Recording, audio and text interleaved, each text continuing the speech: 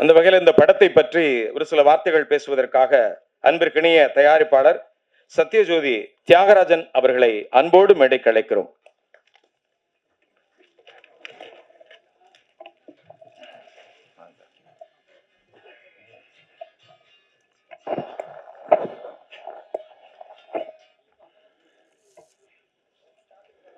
We productions தயாரிக்கும்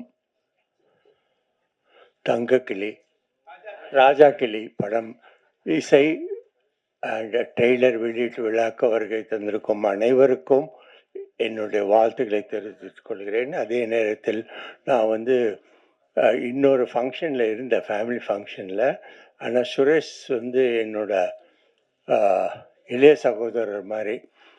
அவர் பயங்கர, நீங்கள் சொன்னீங்க இல்லையா, சினிமா காதலர். டெய்லி என்கிட்ட அட்லீஸ்ட் ஒரு மணி நேரமாவது சினிமா பற்றி பேசுவார். நாங்கள் 2 பேரும் அந்த அளவுக்கு நேசிக்கிறோம். நானும் இன்னும் நேசிச்சிட்ருக்கேன் இந்த தொழிலை. அதே நேரத்தில் இந்த ட்ரெய்லர் அண்ட் சாங்ஸை பார்த்தேன். அதில் சார் டைரக்டர் உமாபதி ரொம்ப அற்புதமாக பண்ணியிருக்கீங்க. உங்களுக்கு என்னுடைய வாழ்த்துக்களை தெரிவித்துக் கொள்கிறேன். தம்பிராமையா சார் எங்கள் படங்களில் நிறையா படங்களில் ஆக்ட் பண்ணியிருக்காரு. அவர் செட்டில் இருந்தாலே போதும், கலகலப்பாக இருக்கும். எந்த ஒரு டென்ஷனும் எங்களுக்கெல்லாம் இருக்கவே இருக்காது. At same time very cooperative. ரொம்ப எக்ஸ்பீரியன்ஸ்டு ஆர்டிஸ்ட் மட்டும் இல்லாமல், இப்போ பார்த்தேன் நான், ரொம்ப நல்லா எழுதியிருக்காரு. லிரிக்ஸ் ரொம்ப நல்லா எழுதியிருக்காரு. மியூசிக்கும் அற்புதமாக போட்டிருக்கீங்க சார். ரொம்ப நல்லா இருக்கு தம்பிராம சார். I'm very impressed. ரொம்ப தேங்க்யூ. அதே மாதிரி இந்த படத்தில் நடித்திருக்கும் மற்ற நடிகர்கள், நடிகைகள் மற்றும் பங்கு பெற்றிருக்கும் கலைஞர் அனைவர்களுக்கும் என்னுடைய வாழ்த்துக்களை தெரிவித்திருக்கிறேன். இந்த படம் ஒரு மாபெரும் வெற்றி படமாக நிச்சயமாக அமையும். ஏன்னா டீம் அந்த மாதிரி அமைஞ்சிருக்கு. அவங்களுக்கு ஒரு கேப்டனாக, ரியல் ரியல் யாருன்னு பார்த்தா தம்பிராமையா அண்ணன் தான். அவர் அவங்கள நல்லா கைட் பண்ணியிருப்பார். சுரேஷ் ரொம்ப டேஸ்ட்ஃபுல் ப்ரொடியூசர். அவரும் இதுக்கு நிறைய கான்ட்ரிபியூட் பண்ணியிருப்பார். படம் பெரிய வெற்றி அடையும். வாழ்த்துக்கள். நன்றி. ஆர்ட் டைரக்டர் வைரபாலன் அவர்களை ஒரு சில வார்த்தைகள் பேச அன்போடு அழைக்கிறோம். ஓகே. திரு ரவி மரியாவுடைய ஆத்ம நண்பர் வாங்க, திரு கண்ணதாசன் அவர்களை அன்போடு மேடைக்கு அழைக்கிறோம். வாங்க சார்.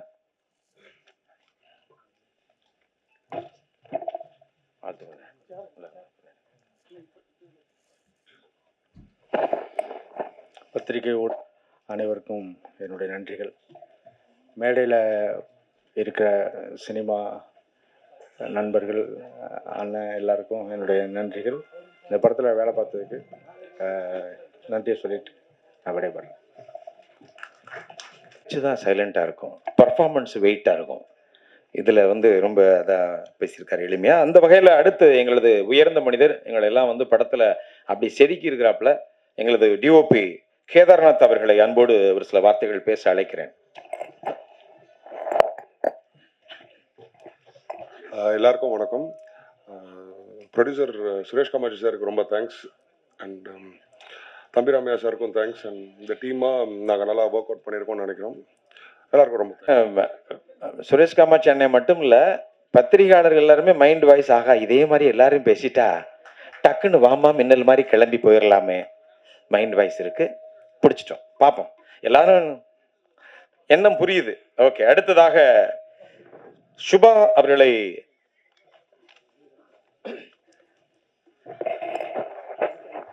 எங்களது அன்பு அண்ணன் திரு சமுத்திரக்கணி அவர்களை அன்போடு மேடைக்கு அழைக்கிறோம்.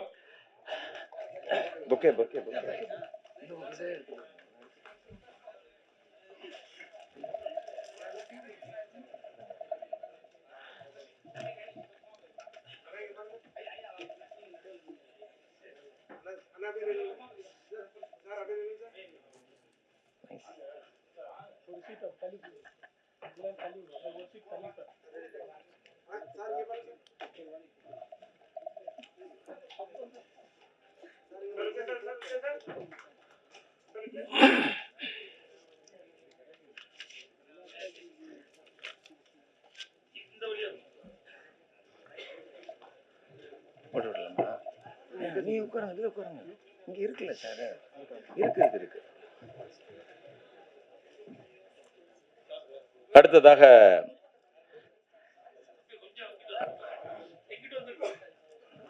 அண்ணே வணக்கண்ணே.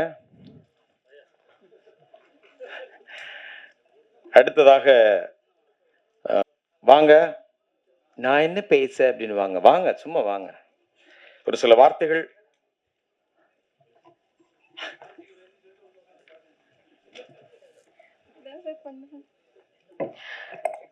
எல்லாருக்கும் வணக்கம். சுரேஷ் காமாட்சி சாருக்கும் தம்பிராமையா சாருக்கும் நான் ரொம்ப கடமைப்பட்டிருக்கேன். இவ்வளோ பெரிய ஆப்பர்ச்சுனிட்டி எனக்கு கொடுத்ததுக்கு ரொம்ப ரொம்ப தேங்க்ஸ் சார். ராஜா கிளி நல்லா வந்திருக்கு. ஸோ கண்டிப்பாக எல்லாரும் சப்போர்ட் பண்ணுங்க. தேங்க்யூ. எல்லாம் நம் எண்ணம் போலயே நடக்கிறது. அடுத்ததாக பெரியமுள்ள கூப்பிட்டுருவோம். சுபேதா ஸ்ட்ரிம்டன் அவர்களை அன்போடு ஒரு சில வார்த்தைகள் பேச அழைக்கிறோம்.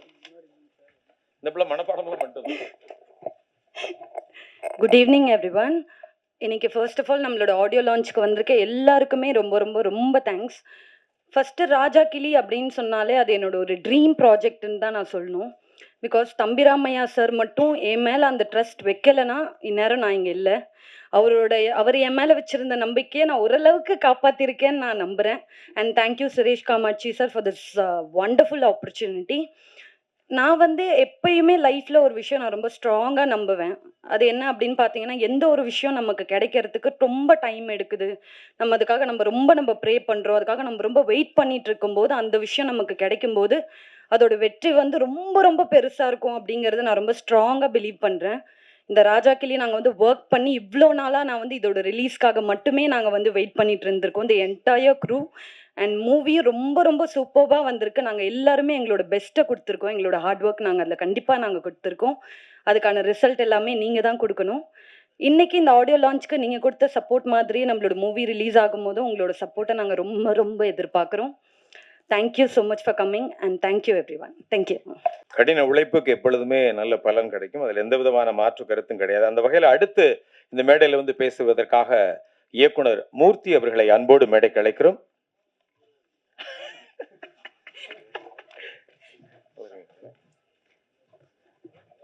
எல்லாருக்கும் வணக்கம். கண்டென்ட் கொடுக்கறதுக்கு தம்பிராமையெல்லாம் இருக்கிறாங்க.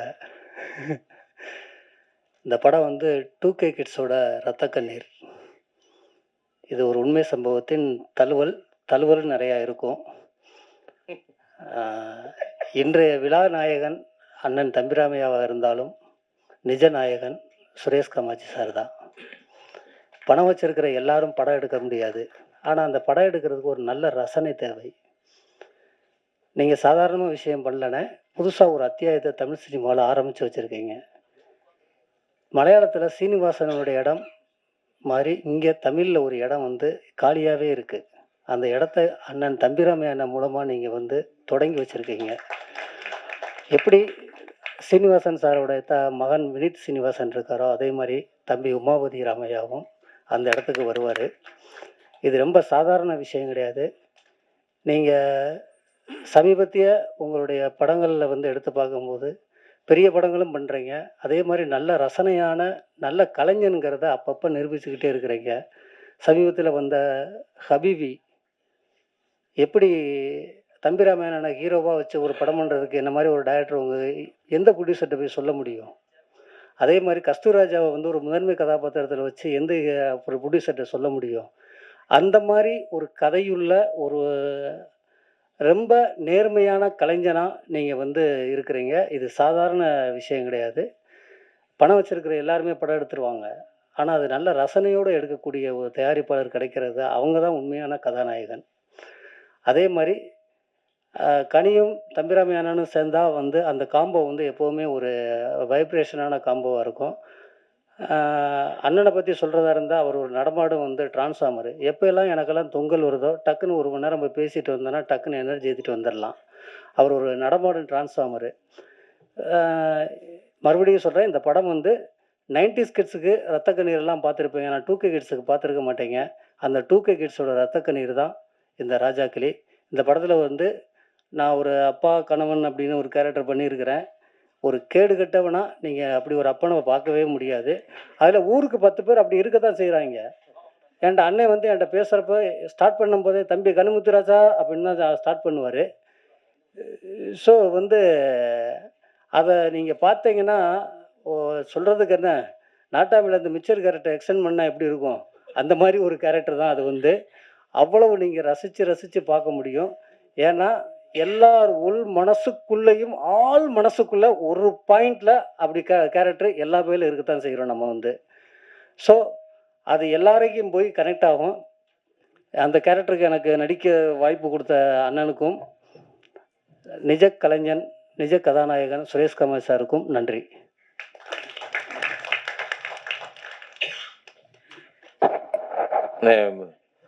மூர்த்தி அண்ணன் சொல்லும்போது ரொம்ப யதார்த்தமா ஊருக்குள்ள எப்படியும் 10 பேர் இருப்பாங்க, அநேகமா கொள்ள பேர் இருப்பாங்க கணக்கெடுத்தோம்னா. ஆமா. ஸோ அதனால ஒரு அருமையான ஒரு நடிப்பை வெளிப்படுத்தியிருக்காரு. இன்ஃபேக்ட் அவருக்கும் நமக்கு ஒரு சின்ன கனெக்ஷன் என்ன அப்படின்னா, அண்ணா அந்த பிச்சைக்காரங்கிற ஒரு படத்தில் 2000 நோட்டு இதாகும்போது ஒரு மேட்ரு ஒன்று போட்டு விட்டுருப்பாப்புல படத்தில். அதை நான் 7:30 அதுக்கு முந்தின நாள் இது மாதிரி 2000 நோட்டு வெளிவர போகுது, தடை செஞ்சுருக்காங்க அப்படிங்கிற மேட்ரு அப்போ ஒரு போட்டு விட்டேன். அது 2 அண்ணனுக்கு, அதனால தான் அண்ணன் நேரடியாக அங்கே பார்க்கும்போது சொன்னேன் நான். இப்போ மீசிய முறைக்கு இன்னும் சிறப்பாக இருக்கீங்கண்ணே, மகிழ்ச்சி. ஸோ அடுத்ததாக வந்து இந்த மேடையில் வந்து பேசுவதற்காக எங்களது அன்பிற்கினிய பாடகர் எங்கள் டார்லிங் கிரிஷ் அவர்களை அன்போடு மேடைக்கு அழைக்கிறோம். ஆனால் இதுவரைக்கும் அவர் பாடகர், இந்த படம் வந்ததுக்கு அப்புறம் ஆக சிறந்த நடிகர். இது நான் சொல்லலை, எங்க அண்ணன் சொன்னது. அண்ணன் நீங்க என்ன சொன்னீங்க, செல்லக்குட்டி கலக்கி இருக்கான்டா கிரிஷ் அப்படின்னு சொன்னாரு. ப்ளீஸ். எல்லோருக்கும் வணக்கம். மேடையில் உட்கார்ந்திருக்கும் எல்லா லெஜண்ட்ஸ், பத்திரிகை சகோதர சகோதரிகள் எல்லோருக்கும் என்னுடைய பணிவான வணக்கம். ஆக்சுவலி ஒரு ரொம்ப நாள் டவுட், என்ன எதுக்கு இந்த படத்தில் நடிக்க வச்சாருன்னே தெரில. நான் அதுக்கப்புறம் சிங்கம் 3 பண்ணேன். சிங்கம் 3க்கு அப்புறம் நான் எந்த படமும் ஒத்துக்கல. பிகாஸ் ரெக்கார்டிங் லைவ் ஷோஸ் இந்த மாதிரியே போயிட்டு இருந்துச்சு. ஏதோ ஒரு கோயில் டெம்பிள் விசிட் போகும்போது அண்ணனை வந்து நான் கும்பகோணத்தில் பார்த்தேன். என்னோடய ரூம் ஆப்போசிட்டில் தான் இருந்தார். அப்போவே வந்து திடீர்னு ஏதோ இந்த மாதிரி ஒரு படம் நடக்க போகிறதோ ஒரு பேச்சு. அதுக்கப்புறம் ஒரு 2 நாளோ 3 நாளைக்கு அப்புறம் என்னை திருப்பி கால் பண்ணி இந்த மாதிரி ஒரு ப்ராஜெக்ட் இருக்குது, நீ பண்ணியே ஆகணும் அப்படின்னாங்க. நான் கேட்குறேன்னே கதை, என்னை வச்சு ரிஸ்க் எடுக்காதீங்கண்ணே அப்படின்னேன். இல்லை இல்லை நீ பண்ணுடா நல்லாயிருக்கும் அப்படின்னாரு. சரி நான் அவங்க வீட்டுக்கு போனேன், கதை சொன்னாங்க.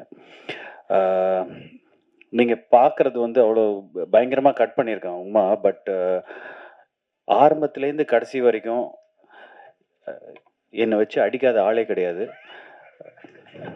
எங்கள் மதிப்புக்குரிய திரு ஆக்ஷன் கிங் அர்ஜுன் சார் அவர்களை அன்போடு அன்போடு மேடை கழிக்கிறோம்.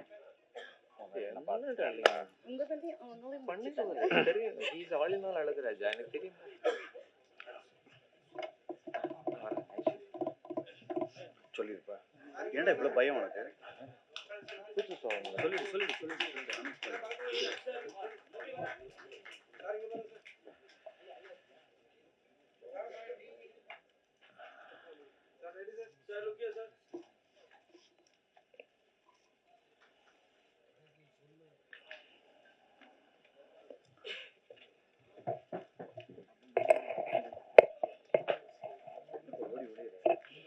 எங்களது ஆக்ஷன் கிங் அர்ஜுன் சன் அவர்களை அன்போடு மேடைக்கு அழைக்கிறோம். சார் ரொம்ப ரொம்ப நன்றி சார் வந்ததுக்கு. அண்ட் ஐஸ்வர்யா மேம், நான் இங்கே இருக்கேன். ஆமாம் ஆமாம், அது எல்லாரும் ஒரு சின்ன ஒரு ஹாய் மட்டும், நீங்கள் மேடைக்கு வரலனாங்க. Okay, thank you ma'am, thank you so much வந்ததுக்கு. ஸோ கிரிஷ் ப்ரோ, இடையூறுக்கு மன்னிக்கவும், அந்த அடிதடியில் விட்டீங்க. அதான் சொல்லிட்டே இருந்தேன். அந்த படத்தில் வந்து ஸ்டார்டிங்லேருந்து எண்டு வரைக்கும் வரவும் போகிறவங்களாம் அடிப்பான். ஸோ சும்மா ஏங்க இந்த மாதிரி நடிக்கலாமே அப்படின்னு சொல்லிட்டு சுரேஷ் காமாட்சி அண்ணன் கூட 2 தடவை இப்படி தானப்பா அப்படின்ட்டு அவரும் சும்மா லைட்டாக அடிச்சுட்டு போனார். எனக்கு கனி அண்ணன் மட்டும்தான் என் மேலே கை வைக்கல. ஏன்னா எனக்கு அவருக்கு காம்பினேஷன் இல்லை. இப்போ அநேகமாக இறங்கும்போது அது ஏன் விட்டுக்குறை தொட்டக்குறை நான் 2 போட்டாலும் போடுவார் அவர். So anyway I want to say big thanks to Thambi Ramaiah அண்ணா. அண்ணா ரொம்ப நன்றி. It was a beautiful experience. I want to thank our producer, Anna V House Productions, Suresh Kamachi Anna. Thank you so much. என்னென்னமோ படம் பண்ணியிருக்கோம், but இந்த மாதிரி பண்ணும்போது ரொம்ப சந்தோஷமாக இருந்தது. It's is an amazing producer. சினிமாக்காரங்க காசு தர மாட்டாங்கன்னு வெளியே நம்ம நிறைய பேர் கேள்விப்பட்டுட்ருப்போம். ஆனால் நான் ஒரு தடவை கூட கால் பண்ணல. Payment was on time. So நம்ம கேட்குற சம்பளத்துலேருந்து அடிமாட்டு வலைக்கு தான் அடித்து பேசுவார். பட் பேசின காசு அழகாக கொடுத்துருவாங்க. But thank you so much. It was a beautiful experience. I hope, I pray my தம்பி, my brother Uma, I wish you all the best. And I really want to thank again the Sai Dinesh, where Sai Dinesh is programming பண்ணியிருக்கார். He has done the sequencing for the songs and ரொம்ப அழகாக பண்ணியிருக்கீங்க. தம்பிராமையா அண்ணா வந்து first மியூசிஷியனாக தான் சினிமாவுக்கு வந்தார். நிறைய பேருக்கு தெரியுமா தெரியாதான்னு தெரியல. Is actually a musician. So அவருடைய ஃபுல் ஃபார்ம் வந்து இந்த படத்தில் நம்ம பார்த்துருக்கோம். Thanks for the opportunity. Thanks for this lovely evening. Good day. To Girish bro. ஆக்சுவலாக அவர் வந்து ரொம்ப ரியல் எக்ஸ்பீரியன்ஸ் அப்படியே சொல்லியிருக்காப்புல. அந்த ஃபைட் சீக்வன்ஸ்லாம் பயங்கரமாக இருந்தது. பின்னிருக்காப்புல இவர் அடி என்னெல்லாம் வெளுத்துட்டாப்புல. படம் பார்க்கும்போது தெரியும். ஸோ அடுத்ததாக எங்களது அன்பு அண்ணன் ஹுமாயூன் அவர்களை ஒரு சில வார்த்தைகள் பேச அன்போடு அழைக்கிறோம். வாங்கண்ணே.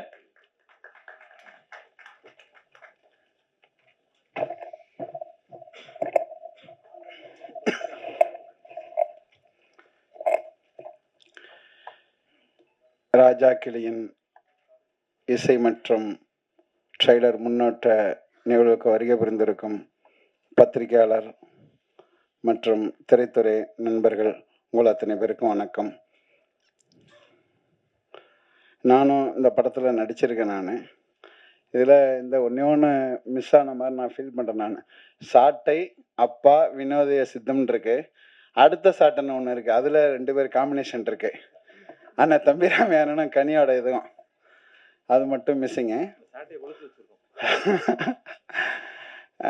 இதில் என்னென்னா அண்ணன் தம்பிராமையான இந்த கதையை சொல்லக்குள்ளே வந்து, தம்பி இது இரத்த கண்ணீர் ஐயா எம்ஆர் ராதாவோட இது இப்போ உள்ள யங் ஜெனரேஷன் பார்க்குறதுக்கு ரொம்ப நல்லா இருக்கும். ஒரு அற்புதமான இந்த நடிப்பை நான் வெளிப்படுத்தியிருக்கேன் அப்படின்னு அண்ணன் சொன்னாங்க. கதையை சொல்லிக்கிட்டே இருக்கக்குள்ள அண்ணன் அப்படியே மெல்ல டேபிள்லேயே மியூசிக் அடிக்க ஆரம்பிச்சிட்டாரு. அவர் பேசிக்கிட்டே இருக்கக்குள்ள சும்மா எனக்கு அன்னைக்கு தான் தெரியும் அண்ணன் ஒரு ஆகச்சிறந்த இசையமைப்பாளர், அவருக்குள்ள ஒரு இசை வடிவம் ஒன்று ஓடிக்கிட்டு இருக்கு அப்படின்னு சொல்லிட்டு பேசிக்கிட்டே இருக்கேன். அடுத்து அந்த வார்த்தைகளையும், அந்த படத்தில் உள்ள வார்த்தைகளையும், அந்த அந்த இசைக்கு ஏற்ப அந்த வார்த்தைகளையும் கோர்த்து அந்த ஸ்பாட் அப்படியே அண்ணன் சொன்னாங்க. அவ்வளோ பெரிய ஒரு ஒரு ஒரு ஒரு இசை வடிவம் அவருக்குள்ளே இருக்குது. இந்த இந்த இந்த படம் என்னன்னா வந்து, இது வந்து ஒரு தமிழ்நாட்டில் ஒரு நடந்த கதை தான், அதோட தழுவல் தான், அதோட வேற ஒரு வடிவமாக எல்லாருக்குள்ளேயும் ஒரு மறுக்கப்பட்ட முகங்கள், கதைகள் இருக்கும். அதை இந்த திரை வடிவத்தில் அண்ணன் கொண்டு வந்திருக்கிறாங்க. அதில் முதல் முயற்சியாக தம்பி உமாபதியே இதோட இயக்குனராக இருக்கிறாரு. அதில் நிறைய காட்சிகள் என்னோட கல்லூரியில் தான் படமாக்கப்பட்டது. ஒரு புதிய வரவு மாதிரி அவர் தெரில. ஏற்கனவே ஒரு 4-5 படங்கள் இயக்குன ஒரு அனுபவம் போல் அவர் தம்பி உமாபதியை நான் பார்த்தேன். நான் இது எல்லாத்தையும் தாண்டி நிறைய விஷயங்களுக்கு சொல்ல முடியாத, சொல்ல தவிக்கிற விஷயங்களை திரைமொழியில் எடுக்கிறதுக்கு ஆகச்சிறந்த தயாரிப்பாளர் இருக்க சகோதரர் சுரேஷ் காமாட்சி. இது இது இது இந்த படம் வெற்றி அடையணும். இந்த படம் வெற்றி அடையணும்னா இங்கே இருக்கக்கூடிய பத்திரிகையாளர்கள், ஊடகவியாளர்கள் இதை நீங்கள் ஒரு ஆகச்சிறந்த முறையில் நீங்கள் இதை எடுத்துகிட்டு போய்ங்க நான் நம்புகிறேன். நான் இந்த படம் வெற்றி அடைய என்னுடைய சிறப்பு வாழ்த்துக்கள். நன்றிண்ணே. அடுத்ததாக எங்களது அன்பிற்கினி அண்ணன் சாட்டை துரைமுருகன் அவர்களை அன்போடு மேடைக்கு அழைக்கிறோம். இந்த படத்துல சிறந்த ஒரு நடிகரை கிளப்பிட்டாப்ல. வீடியோ வச்சிருக்கேன். திருக்குறள் நல்லார் ஒருவர் உலரில் அவர் பொருட்டு எல்லோருக்கும் பெய்யும் மழைன்னு சொல்லுவாங்க. ஒருத்தர் இருந்தாலே மழை பெய்யும்னா ஒட்டுமொத்த மேடையும் நல்லவங்களா அமர்ந்திருக்காங்க அப்படின்னா எவ்வளோ மழை பெய்யும்னு பார்த்துக்கோங்க. ராமநாதபுரத்தில் பெய்கிற மழை சென்னைக்கு நாளைக்கு வர வாய்ப்பு இருக்கு. ஏன் நல்லவன்னு சொல்றேன் அப்படின்னா, ஒவ்வொரு படைப்பாளிக்கும் வந்து ஒரு சமூக நோக்கம் இருக்கணும். சமூக நோக்கம் இல்லாதவர்கள் படைப்பாளியா இருக்க முடியாது.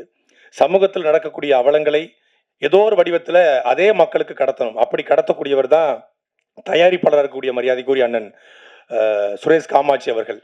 எத்தனையோ இடையூறுகள் அவர் வந்து அவருடைய கருத்தியல் சார்பாக அவர் இந்த களத்தில் நிற்பதற்கு எத்தனை இடையூறுகள் உண்டு. அந்த இடையூறுகளும் தாண்டி தன்னுடைய கருத்தியலில் உறுதியாக நின்று கொண்டு தயாரிப்புகளை செய்யக்கூடியவர். அதே போல இந்த படத்தினுடைய கதை, வசனம், இசை எல்லாவற்றையும் உருவாக்கியிருக்கிற இந்த படத்தினுடைய உண்மையான நாயகனாக இருக்கக்கூடிய மரியாதைக்குரிய அண்ணன் தம்பி ராமையா அவர்கள்.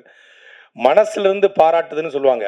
சில பேர் உள்ளுக்குள்ளே ஒன்று வச்சுக்கிட்டு வெளியே, நீலாம் நல்லா வரணும் தம்பி, நல்லா வருவேலா, வந்துருவேன், விட்டுருவனா அப்படிங்கிற மாதிரி பேசுவாங்க.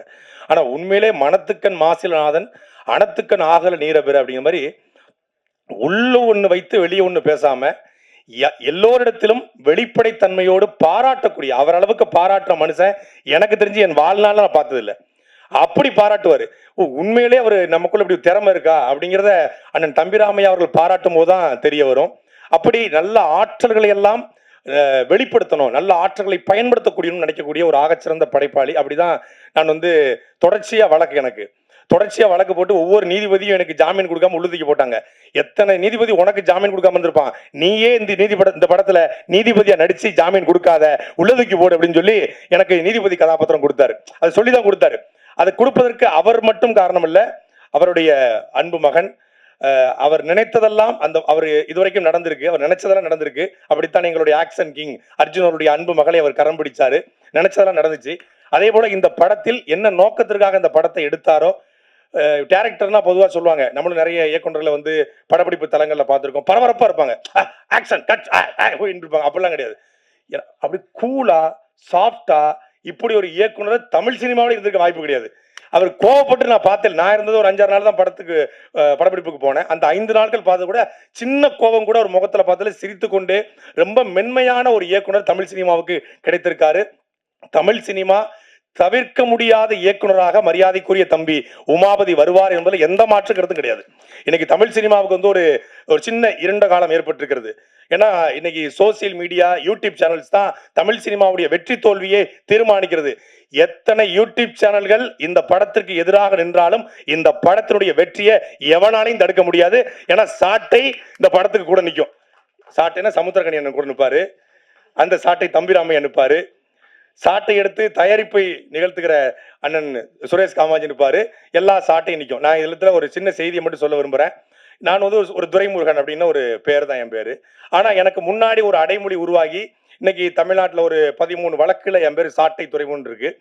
அதே போல் யூடியூப் சேனலில் தேடினா சாட்டைன்னு ஒரு 2000 வீடியோ வருது. கூகுளில் போனால் சாட்டை அப்படிங்கிற பேர் வருது. அந்த சாட்டை அப்படிங்கிற பெயர் எனக்கு கிடைத்ததற்கு முக்கியமான காரணம், முதல் காரணம் அண்ணன் சமுத்திரக்கனி அவர்களும் அண்ணன் தம்பிராமையா அவர்களும் தான். இந்த 2 பேருடைய இன்ஸ்பிரேஷன்ல நடித்து வந்த அந்த சாட்டைங்கிற படத்தை பார்த்த பிறகு தான் என் யூடியூப் சேனலுக்கு சாட்டைங்கிற பேரே வச்சேன். இப்போ சாட்டைன்னு போட்டு அவங்க படம் வராது, என் படம் தான் வரும். நான் ஓவர்டேக் பண்ணி போயிட்டேன். அப்போ அப்படி நிறைய ஒரு தொடர்பு உண்டு. அதே போல அண்ணன் சமுத்திரக்கனி அவர்களும் மனசுக்குள்ள வச்சுட்டு வெளியே பேசக்கூடிய நபர் கிடையாது. ரொம்ப வெளிப்படைத்தன்மையோடு இருக்கக்கூடிய நபர்கள். அப்படியெல்லாம் இப்படிப்பட்ட கலைஞர்கள், படைப்பாளிகள் தமிழ் சினிமாவுக்கும் தமிழ் சமூகத்துக்கும் கிடைப்பது அரிது. அப்படிப்பட்டவர்களும் ஒன்று கூடி தயாரித்திருக்கிற ஒரு படம். இந்த படத்துல 2 பாட்டு பார்த்தோம். ஒன்று நம்மளுடைய உடலை நடுங்க வைத்தது, இன்னொன்று உள்ளத்தை நடுங்க வைத்தது. 2 பாட்டுமே. அதே போல இந்த படமும் உடலையும் உள்ளத்தையும் நடுங்க வைக்கும். தமிழ் சமூகத்துல இந்த படம் சின்ன அதிர்வுகளை நிச்சயம் ஏற்படுத்தும். இந்த படத்துல எனக்கு வாய்ப்பு வழங்கிய மரியாதைக்குரிய அண்ணன் தம்பிராமையா அவர்களுக்கும் அவருடைய அன்பு மகன் உமாபதி அவர்களுக்கும் தயாரிப்பாளர் சுரேஷ் காமாட்சி அவர்களுக்கும் என்னுடைய நன்றியும், இந்த படம் வெற்றி பெற என்னுடைய வாழ்த்துக்களும்.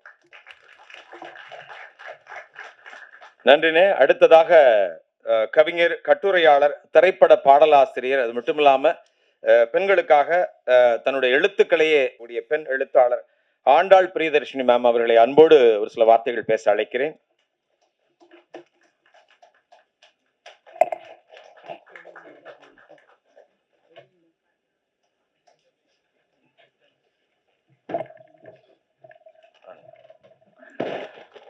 அனைவருக்கும் எனது அன்பான வணக்கம். ஒரு மிகுந்த மகிழ்ச்சியும் நெகிழ்ச்சியுமான ஒரு பொழுது எப்படி இருக்கும் என்று இனிமேல் என்னை கேட்டால் நான் நிச்சயமாக சொல்வேன். இந்த 2024ஆம் ஆண்டு நவம்பர் மாதம் 20ஆம் தேதி நாம் அத்தனை பேரும் இங்கே ஒன்றாக கூடியிருக்கிறோம் அல்லவா? இந்த பொழுதுதான் என்னுடைய வாழ்க்கையிலேயே நான் மிகவும் மகிழ்ந்திருந்த பொழுது என்று உறக்க சொல்ல முடியும். அப்படிப்பட்ட ஒரு பொழுதை எனக்கு கொடுத்திருக்கின்ற நம்முடைய அன்பான தம்பி தயாரிப்பாளர் சுரேஷ் காமாட்சி அவர்களுக்கு நான் என்னுடைய முதல் நன்றியை தெரிவித்தாக வேண்டும். ஏனென்றால் அவர் எவ்வளவு எளிமை அப்படின்னா, ஒரு புதுமுக கவிஞரோட ஒரு நூல் வெளியீட்டு விழா, அதற்கு அவர் வந்திருந்தார்.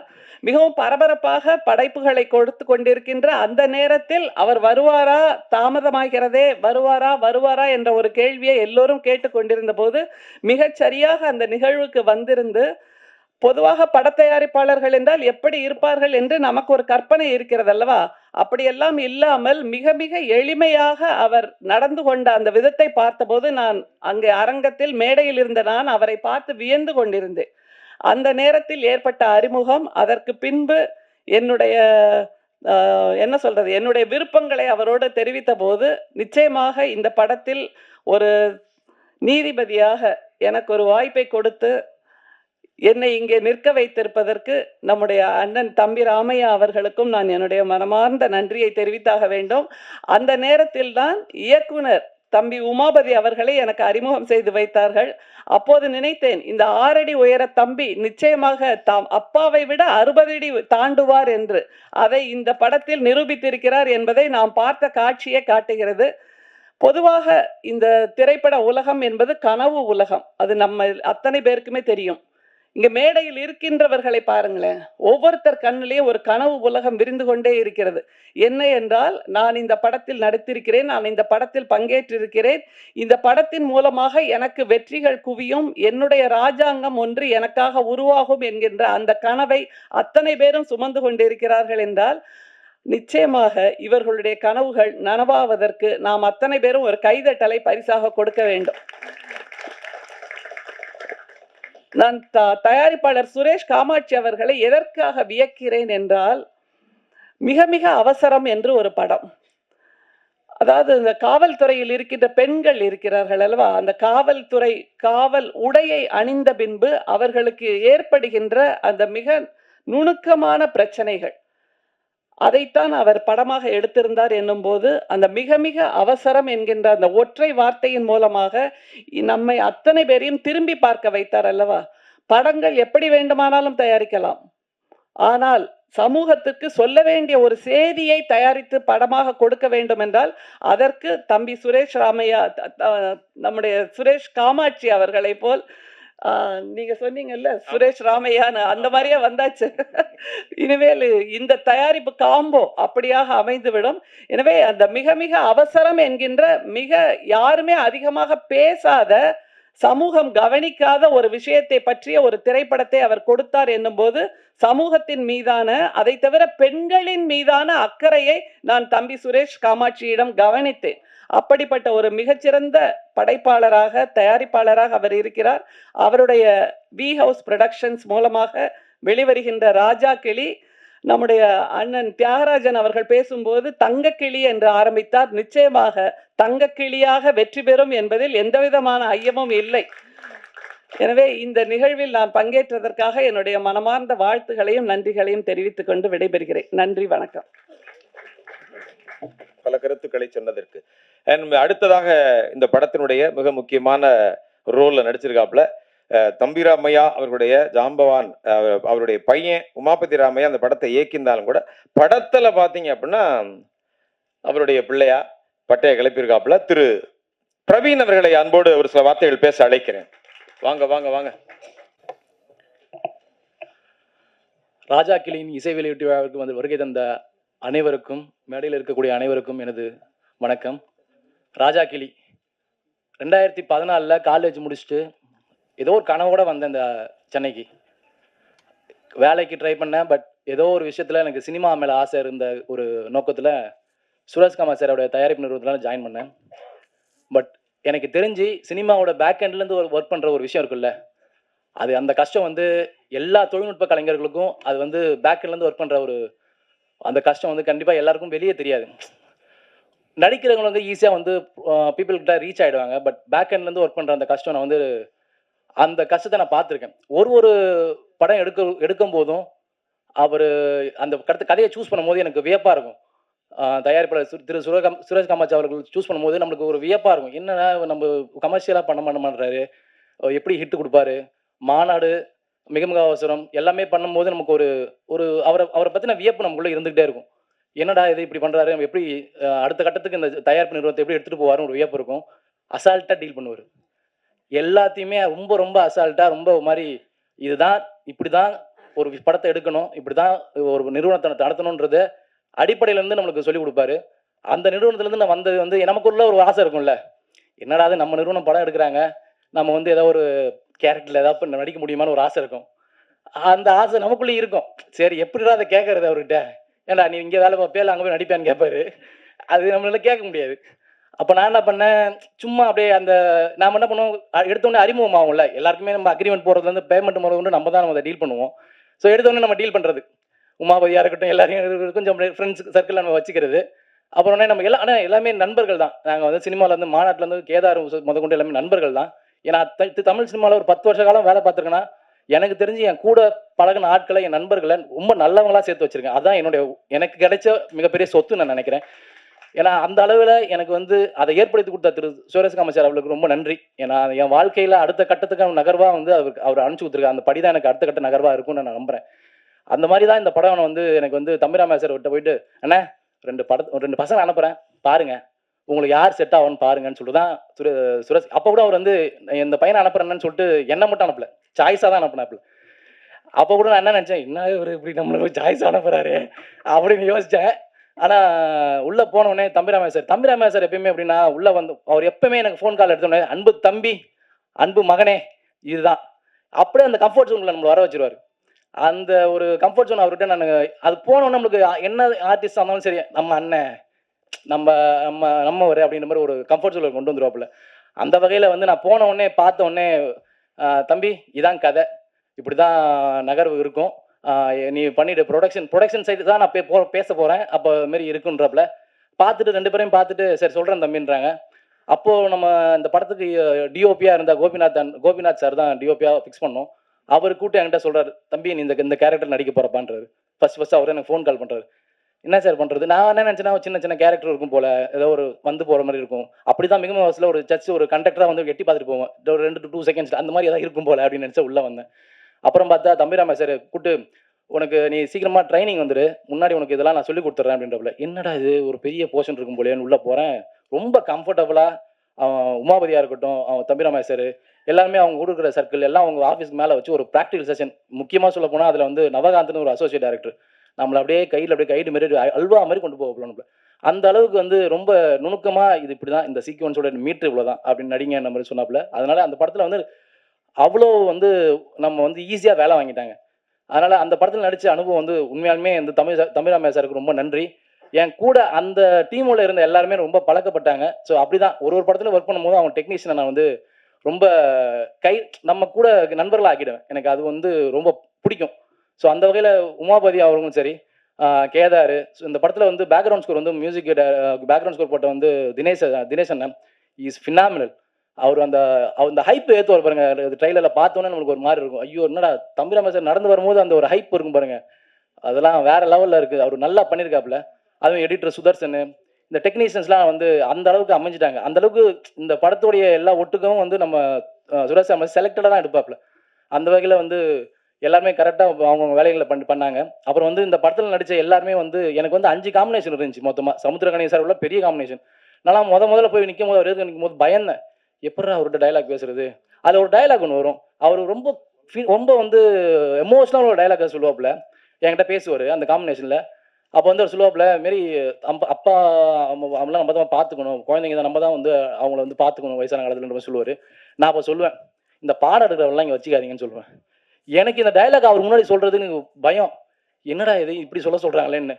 ஆனால் ஏன்னா அவ்வளோ பெரிய ஆள், லெஜெண்டு, நம்ம அவருக்கு முன்னாடி போயிட்டு அவரை வந்து இப்படி பேசுகிறோன்னும் போது நமக்கு ஒரு பயம் இருக்கும்ல. அவர் ரொம்ப ஈஸியாக, தம்பி அவர் வந்தவொடனே என்னை பார்த்தோன்னே, ஏய் நீ பண்ணுறா பார்த்துக்கலான்டா அப்படின்னு அவ்வளோ ஈஸியாக. அதான் இந்த பெரிய பெரிய ஆர்டிஸ்ட்களை நடிக்கும் போது நம்மலாம் பயப்படுறோம்ல, அது அவங்க அவ்வளோ கம்ஃபர்டபுளாக ஈஸியாக அது பண்ணிடுறாங்க. நம்மளை ரொம்ப அந்த கம்ஃபர்ட் ஜோனில் வர வச்சிடுறாங்க. ஸோ இந்த படத்தில் அந்த மாதிரி தான் எல்லாருக்கூடையும் நான் ஒர்க் பண்ணேன். தம்பிராமையா சார், நீங்கள் நினைக்கிறீங்க அவருடைய வசனம், அவரோட டைலாக் டெலிவரி, ஐயோ அப்படியே வந்து பேசும்போதே ஒரு பஞ்சும் போடுவாப்புல. அந்த அளவில் வந்து அவர் ரொம்ப அதான் சொல்றேன், அந்த அளவில் ரொம்ப பாராட்டக்கூடிய ஒரு விஷயமா இருக்குது அவர்கிட்ட. அடுத்து இப்போ நீங்கள் எடுத்தால் கூட 4 ஸ்கிரிப்ட் கையில் வச்சிருக்காப்புல, தம்பி இந்த கதைப்பா அந்த கதைப்பா அப்படின்னு ஒரு ஒரு ஸ்கிரிப்டும் சொல்லும் போது அதில் ஒரு ஒரு ஒரு விஷயம் இருக்கும், மேட்ரு இருக்கும். நல்ல ஜாலியாக என்ஜாய் பண்ணி ஃபன் பண்ணி சிரிக்கிற மாதிரி ஒரு கதையை வச்சிருப்பாப்புல. அந்த வகையில் அவருக்கு இன்னும் டஃப் கொடுத்து தான் இருக்காப்புல. இன்றைய இருக்கிற இயக்குநர்களுக்கு டஃப் கொடுக்கக்கூடிய கதைகள்லாம் நிறையா இன்னும் இருக்குது, ஸ்டாக் இருக்குது. அவர் கண்டிப்பாக அடுத்தடுத்த படங்கள் கண்டிப்பாக இயக்கணும் அதை சார்ந்த நோக்கம் அவர் பயணிக்கணுன்ற ரொம்ப ஆசைப்பட்டு வேண்டிக்கிறேன். அதேமாதிரி இந்த படத்தில் நடித்த எல்லா டெக்னீஷியன்ஸும் சரி, ஏன்னா ஆஸ் அ டெக்னீஷியனாக நான் வந்து இந்த படத்தில் இருந்தாலும் நடிகராகவும் சரி, இந்த படத்தில் வேலை செஞ்ச சக நடிகர்கள், சக கலைஞர்கள், சக டெக்னீஷியன்ஸ் எல்லாருமே அடுத்த கட்ட நகர்வுக்கு நகரணுன்றதை நான் மனமார இறைவனை வேண்டிக்கிறேன். நீங்களும் இந்த படத்தை ராஜா கிளியை கண்டிப்பாக தேட்டரில் பார்த்து சப்போர்ட் பண்ணுங்கள். உங்களால் கண்டிப்பாக வந்து இந்த படத்தை நீங்கள் அடுத்த கட்டத்து நகர்வுக்கு கொண்டு போவீங்கன்னு நம்புகிறேன். இந்த படத்துக்கு வாய்ப்பு கொடுத்த தம்பிராமையா சார், முக்கியமாக திரு சுரேஷ்குமார் சார் அவர்களுக்கும், தம்பிராமையா சார், என்னோட நடித்த சக கலைஞர்களுக்கும் ரொம்ப ரொம்ப நன்றி, வாழ்த்துக்கள், விடைபெறுகிறேன். நன்றி. வேன் ரொம்ப அழகாக மனசுக்குள்ளே இருந்து அம்புட்டையும் கொட்டி தீர்த்துட்டாப்புல. உண்மையிலே அவர் சொன்ன மாதிரி தான். இப்போ வழக்கமாக ஒரு கல்யாணத்தில் தான் இன்னொரு கல்யாணம் ஃபிக்ஸ் ஆகுன்னு சொல்லுவாங்களா, அது மாதிரி ஒரு படத்தில் தான் இன்னொரு படம் ஃபிக்ஸ் ஆகும், ஒரு படத்தை நடிக்கிறதுக்கு உண்டான வாய்ப்பு வருங்கிற மாதிரி தம்பிராமையன் கூட செம்பி படத்தில் பயணிக்கும் போது தான் அந்த காரில் போகும்போது இருக்கக்கூடிய டேஷ்போர்டில் ஒரு தாளத்தை போட்டு பாட்டை பாடுவாப்பில் பாருங்கள், எங்கள் அண்ணன் கலக்குவார். அப்போ தான் நீங்கள் சொன்ன மாதிரி 4-5 கதை பைக்குள்ளே வச்சுருக்கேன்னு சொன்னீங்களே பிரவீன், அண்ணன் ஒரு 500 பாடல்களை வகுத்தில் வச்சுருக்காரு, மனசுக்குள்ளே வச்சுருக்காரு. சில டியூனை போட்டு அதை தட்டி வார்த்தைகளோட அப்பப்போ பாடுவார். என்ன சுச்சுவேஷன் சொன்னாலும் பாடக்கூடிய மிகச்சிறந்த ஒரு கலைஞன். ரொம்ப சந்தோஷம்னே. அடுத்த ஒருத்தரை பேச அழைக்க போகிறோம். இவர் யார் அப்படின்னா, இந்த படத்தில் வந்து ஒரு மருத்துவராக நடிச்சிருக்காரு. அவர் சமீபத்தில் அதுக்கு முன்னாடி பார்த்தீங்க அப்படின்னா சின்ன விபத்துக்கு உள்ளாகி ஆஸ்பத்திரி போனாப்புல. அங்கே போய் டாக்டர் இவருக்கு ட்ரீட்மெண்ட் பண்ணுவாங்கன்னு பார்த்தா, இவர் டாக்டரை ட்ரீட்மெண்ட் பண்ணி அப்படியே டாக்டரை பிக்கப் பண்ணி டாக்டரை கல்யாணம் பண்ணிட்டாப்புல. எனது அன்பு தம்பி முபாஷிர் அவர்களை மேடைக்கு அழைக்கிறோம். ரியல் லைஃப்பில் டாக்டரை கரம் பிடித்து ரியல் லைஃப்ல டாக்டராகவே வாழ்ந்து கொண்டு இருக்கிற முபாஷிர் அவர்களை பேச அழைக்கிறேன் ஒரு சில வார்த்தைகள். நன்றி. இந்த எஸ்டிடி ரொம்ப முக்கியம் அப்படின்ற மாதிரி இருந்துச்சு. தேங்க்ஸ்ண்ணே. இந்த படத்தில் ஆக்சுவலாக பிரவீன் நடிக்க வேண்டிய ரோலுக்கு தான் நான் போனேன் ஆடிஷனுக்கு. அதுக்கப்புறமா என்ன நினச்சாருன்னு தெரியல, அண்ணன் டாக்டரா தம்பி, ஒய்ஃப் டாக்டரா, சரி அப்போ டாக்டராக நடிச்சிரு அப்படின்ட்டாரு. எங்கள் மாமனார் வந்து எப்படியும் டாக்டர் பொண்ணுக்கு தான் கல்யாணம் பண்ணி கொடுக்கணும்னு ரொம்ப ஆசைப்பட்டாரு. அவருக்கு இந்த படத்தை காட்டணும், அந்த ஆசையை நிறைவேற்றி வச்சதுக்காக ரொம்ப நன்றின்னு. கமிங் டு ராஜா கிளி, அண்ணன் ராமையா அப்படின்னு சொல்லலாம். எவ்வளோ நாளைக்கு தம்பி ராமையா அப்படின்னு சொல்கிறது. அண்ணன் ராமையா வந்து எவ்வளோ பெரிய படைப்பாளி அப்படின்றது எல்லாத்துக்கும் தெரியும். அவர் வந்து நல்ல இயக்குனராக நல்ல படைப்புகளை கொடுத்துருக்காரு, நல்ல பாடல்களை கொடுத்துருக்காரு, நல்ல இசையமைப்பாளராக அவருடைய படைப்புகளை கொடுத்துருக்காரு. அவர் கொடுத்ததுல இன்னொரு பெஸ்ட்டு படைப்பு ஒன்று இருக்குது, அதுதான் வந்து அவர் பையன். அந்த படைப்பை வந்து இப்போ உலகத்துக்கு ரிலீஸ் பண்ணியிருக்காரு. இந்த படத்தில் உமாபதி அவர் ஒரு டைரக்டராக ப்ரூவ் பண்ணுறதுக்கு ஒரு பெரிய முயற்சி எடுத்திருக்காரு. அது ரொம்ப வெற்றிகரமாக வந்திருக்கு. நீங்கள் அதை பார்க்கும்போது தெரியும் எப்படி இது இவ்வளோ அழகாக பண்ணியிருக்காரு அப்படின்னு. இங்கே ஆக்ஷன் கிங் வந்திருந்த போது ஏன் வந்திருக்காருன்னு எல்லாருக்கும் தெரியும். சர்வேவர் ப்ரோக்ராமுக்கு இவர் போனார். லவ் வந்து அர்ஜுன் சாருக்கு தானே வந்திருக்கணும், எப்படி அவருக்கு பொண்ணுக்கு வந்துச்சு அப்படின்னு எல்லா இண்டஸ்ட்ரிக்குமே ஒரு டவுட் இருக்குது. ஏன்னா இவர் கூட வந்து யார் பழகினாலும் அவங்களுக்கு லவ் வந்துடும். அப்படி ஒரு நல்ல மனுஷன் இவர். படத்தில் வேலை பார்த்த எல்லாருமே டார்லிங் டார்லிங் அப்படின்னு தான் வந்து பேசுவார். அவ்வளோ ஸ்வீட்டாக இருப்பார். ஸோ அநேகமாக அர்ஜுன் சாருக்கு தான் ஃபர்ஸ்ட் லவ் வந்திருக்கு. அழகா இப்படி ஒரு மருமக நமக்கு நல்லா இருக்கு, இருந்தால் நல்லா இருக்குமே அப்படின்னு. அப்படி தான் இது அமைஞ்சிருக்கு.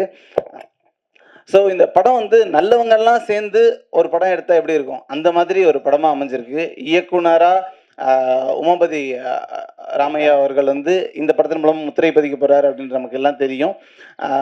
அண்ணன் சமுத்திரக்கனி அவர்கள் ஒரு படத்தில் இருந்தாலே வந்து, அண்ணா இப்போ ஸ்கூல்லலாம் வந்து ஓவிய போட்டிலாம் இருக்குல்லண்ணே, அதில் வந்து ஒரு நல்லவரை வரைங்க அப்படின்னா டக்குன்னு உங்கள் ஃபோட்டோவை தானே எல்லாம் வரைகிறாங்க. அந்த அளவுக்கு வந்து மக்கள் மத்தியில் நல்லவருக்கு என்னென்ன, இப்போ வந்து அழகிய ஒரு ஆண்மகனை வரையணும் அப்படின்னா 6 அடி உயரம் இருக்கணும், அவருக்கு இப்படி வந்து புருவம் இருக்கணும், இப்படி வந்து முகம் இருக்கணும் அப்படின்னு ஒரு ஒரு ஒரு அசம்ஷன் இருக்கணும். அந்த மாதிரி நல்லவர் ஒருத்தரை வரையணும் அப்படின்னா வந்து அதில் சமுத்திரக்கனி அண்ணன் தான் வரையணும் அப்படின்னு. நீங்கள் மனசாலையும் அவ்வளோ நல்லவர் அப்படின்றது எல்லாருக்குமே தெரியும். இந்த படத்துலையும் அதுவாக தான் இருந்திருக்கீங்க. இந்த படம் வந்து என்ன பண்ணும், இந்த படம் வந்து என்ன தாக்கத்தை ஏற்படுத்தும் அப்படின்னா, ஒவ்வொரு ஃபேமிலியுமே இந்த படத்தை தங்களுடைய கணவருக்கு, ஒரு மனைவி இருக்காங்கன்னா அவங்க எப்படி இந்த தன்னுடைய கணவருக்கு இந்த படத்தை போட்டு காமிச்சோன்னு நினைப்பாங்க. ஏன்னா வந்து கணவன்மார்கள்லாம் கொஞ்சம் காசு வந்துச்சுன்னா லைட்டாக ஒரு ஆட்டம் போடணும் அப்படின்னு நினைப்பாங்க. அப்போ வந்து இந்த படத்தை பார்த்து உடனே என்ன பண்ணுவாங்க அப்படின்னா, இந்த படத்தை ஒரு தடவை பாரு, காசு வந்தா நீ என்னெல்லாம் பண்ணணும், என்னெல்லாம் பண்ணக்கூடாது அப்படின்றது தெரிஞ்சிடும் அப்படின்னு. இந்த மாதிரியான கதைகள் இருக்கு இல்லையா? ஒரு ரத்த கண்ணீர் வந்துச்சு. அந்த படம் வந்து எத்தனை தீபாவளி ஓடுச்சு அப்படின்னு நமக்கு எல்லாம் தெரியும். அந்த மாதிரி ஒரு படம் இப்போ நம்ம வினோதி எஸ்தம் பார்த்துருக்கோம். ராமையா அண்ணனும் சமுத்திரகனி அண்ணனும் 2 பேரும் இருந்தாங்கன்னா அந்த படம் என்ன பண்ணும் அப்படின்னு நமக்கு தெரியும். அந்த மாதிரி ஒரு ரத்த கண்ணீரும் ஒரு வினோதேஸ்தமும் சேர்ந்தா என்ன இருக்குமோ அதுதான் இந்த ராஜா கிளி. நம்ம நிஜ வாழ்க்கையில நமக்கு முன்னாடி பார்த்த ஒரு சில பேர் வாழ்க்கையில ஆட்டம் போட்டா என்னவாகும், அவங்க கடைசியில என்னவாங்க அப்படின்றத ரொம்ப அழகா சொல்லியிருக்கு. இது பாடம் நடத்துற மாதிரி இல்லாம ரொம்ப அழகா தோல்ல கை போட்டு சொல்லியிருக்கு. அதுக்கு வந்து நம்ம டைரக்டரோட ஒர்க் பார்த்தீங்க அப்படின்னா ரொம்ப சரியா அமைஞ்சிருக்கு. இதுல இன்னொன்று வந்து இந்த படம் ஏன் மக்களுக்கு மத்தியில வந்து இது ரொம்ப ப்ராமினென்ட்டான படம் அப்படின்னா வந்து அதுக்கு நம்ம தயாரிப்பாளர் சுரேஷ் கமாச்சன ஒரு முக்கியமான காரணம். பாபா படத்துல வந்து அந்த 7வது மந்திரம் 7 மந்திரத்துல ஒரு மந்திரம் வந்து என் பட்டம் வந்து தன்னால என் கையில உட்காரணும் அப்படின்னு ரஜினி சார் சொல்லுவாரு. அந்த மாதிரி நல்ல படம் ஏதாவது இருந்துச்சுன்னா அது தன்னால வந்து அண்ணன் கையில உட்காந்துரும். அப்படிதான் வந்து ஒவ்வொரு படமும் நடக்குது. மிக மிக அவசரம்னு ஒரு படம் நடந்துச்சு.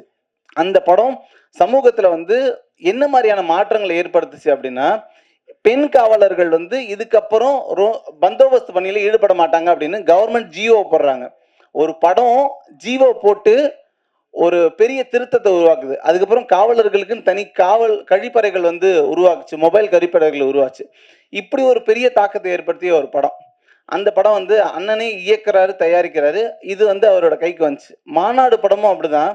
அப்படி எங்கெங்கேயோ போய் இது நடக்குமா நடக்காதா, மாநாடா வருமா மகா மாநாடா வருமா அப்படின்லாம் இருந்துச்சு. ஆனா அது அவர் கைக்கு வந்ததுக்கு அப்புறமா அது ஒரு மிகப்பெரிய நல்ல படமா இருந்துச்சு. அந்த மாதிரி எந்த நல்ல படமா இருந்தாலும் அவரை தேடி அது வருது. இந்த படம் மிகப்பெரிய வெற்றி படமாக போகுது. இதை அடுத்து வணங்கான் திரைப்படம் அவருடைய கையில இருக்கு. அதுவும் இன்னும் மிகப்பெரிய வெற்றி படமாக போகுது. எல்லாத்துக்கும் வாழ்த்துக்கள். இதுக்கு உங்களுக்கு நல்ல மனசு தான் காரணம். எங்க திறமை இருந்தாலும் அதை தேடி தேடி ஐடென்டிஃபை பண்ற ஒருத்தரா நீங்க இருக்கீங்க. இப்போ இந்த அரங்கத்தில் இருக்கக்கூடிய பத்திரிகையாளர்கள்லயே எல்லாரையும் ரொம்ப பர்சனலா வந்து அண்ணனுக்கு தெரியும். அவங்களுடைய கனவுகள் என்னன்னு தெரியும். அவங்க கனவுகளுக்கு எந்த வகையிலாவது உதவ முடியும் அப்படின்னா அதை உடனே வந்து அண்ணன் செய்கிறாரு. அதை தொடர்ந்து செஞ்சுக்கிட்டே இருக்காரு. இப்படி ஒரு நல்ல மனுஷன் எப்படி இருக்காரு அப்படின்ற ஆச்சரியத்தை தொடர்ந்து ஏற்படுத்திக்கிட்டே இருக்காரு. இந்த மாதிரி இன்னும் நிறைய நல்ல விஷயங்கள் பண்ணணும்னு மேடையில் இருக்க எல்லாருக்கும் வணக்கங்கள், வாழ்த்துக்கள், நன்றி, தேங்க்யூ.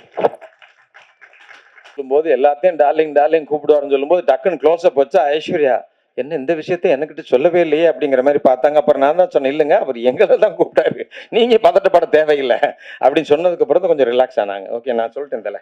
அடுத்ததாக எங்களது அன்பிற்கினி அண்ணன் ஆண்டனி என்ற கதாபாத்திரத்துல பின்னி இருக்கிற எங்களது அன்பு அண்ணன் வெற்றி குமரன் அவர்களை பேச அழைக்கிறேன். அரங்கில் அமர்ந்திருக்கிற ஊடகவியலாளர்கள், திரைத்துறை சேர்ந்த நண்பர்கள் அனைவருக்கும் வணக்கம். இந்த படத்தினுடைய தயாரிப்பாளர் நான் சுரேஷ் காமாட்சி அவர்கள் நிறையா பாடல் வெளியீடுகள், ட்ரையல் வெளியீடுலாம் இந்த இதே அரங்கத்தில் நடத்தியிருக்கோம். அண்ணன் சுரேஷ் காமாட்சி அவர்கள் எப்படி தயாரிப்பாளர் ஆனாங்க அப்படின்னா அது ஒரு சுவாரஸ்யமான கதை. எங்கள் அண்ணன் ஒருத்தர் இருந்தார். அவர் இயக்குனர் அப்பா மணிவண்ணன் அவர்களுக்கு வந்து ஒரு 50வது படத்தை எப்படியாவது தயாரிச்சுன்னு முடிவு பண்ணார். முடிவு பண்ணிட்டு அவருடைய தம்பிகளாகி எங்கள்கிட்ட ஒரு 4 பேரை தேர்ந்தெடுத்து, நீங்கள் 4 பேர் ஆளுக்கு ஒரு 50 லட்ச ரூபா போடுங்க, நாகராஜ சோழன் ஒரு படம் எடுத்துருவோம் அப்படின்னாரு. அதில் நான் ஒரு தம்பி, அண்ணன் சுரேஷ் காமாட்சி ஒரு தம்பி. ஆனால் அது காலப்போக்கில் அண்ணன் சுரேஷ் காமாட்சி அவர்களே தனியாக தயாரிக்கிற அளவுக்கு ஆயிடுச்சு. அதுதான் அவருடைய முதல் படம். அப்படி தான் திரைத்துறைக்குள்ளே வந்தார். ஏற்கனவே நீண்ட ஒரு 20 ஆண்டுகளுக்கு முன்னாடி உதவி இயக்குனராக வேலை பார்த்துட்டு இருந்துட்டு அது பிறகு மலேசியா போய் அங்கே போய் தொழில் பண்ணி வேலை பார்த்து ஒரு சம்பாதிச்சுட்டு திரும்ப பிறகு வந்து ஒரு தயாரிப்பாளராக தான் உள்ளே வந்தார்.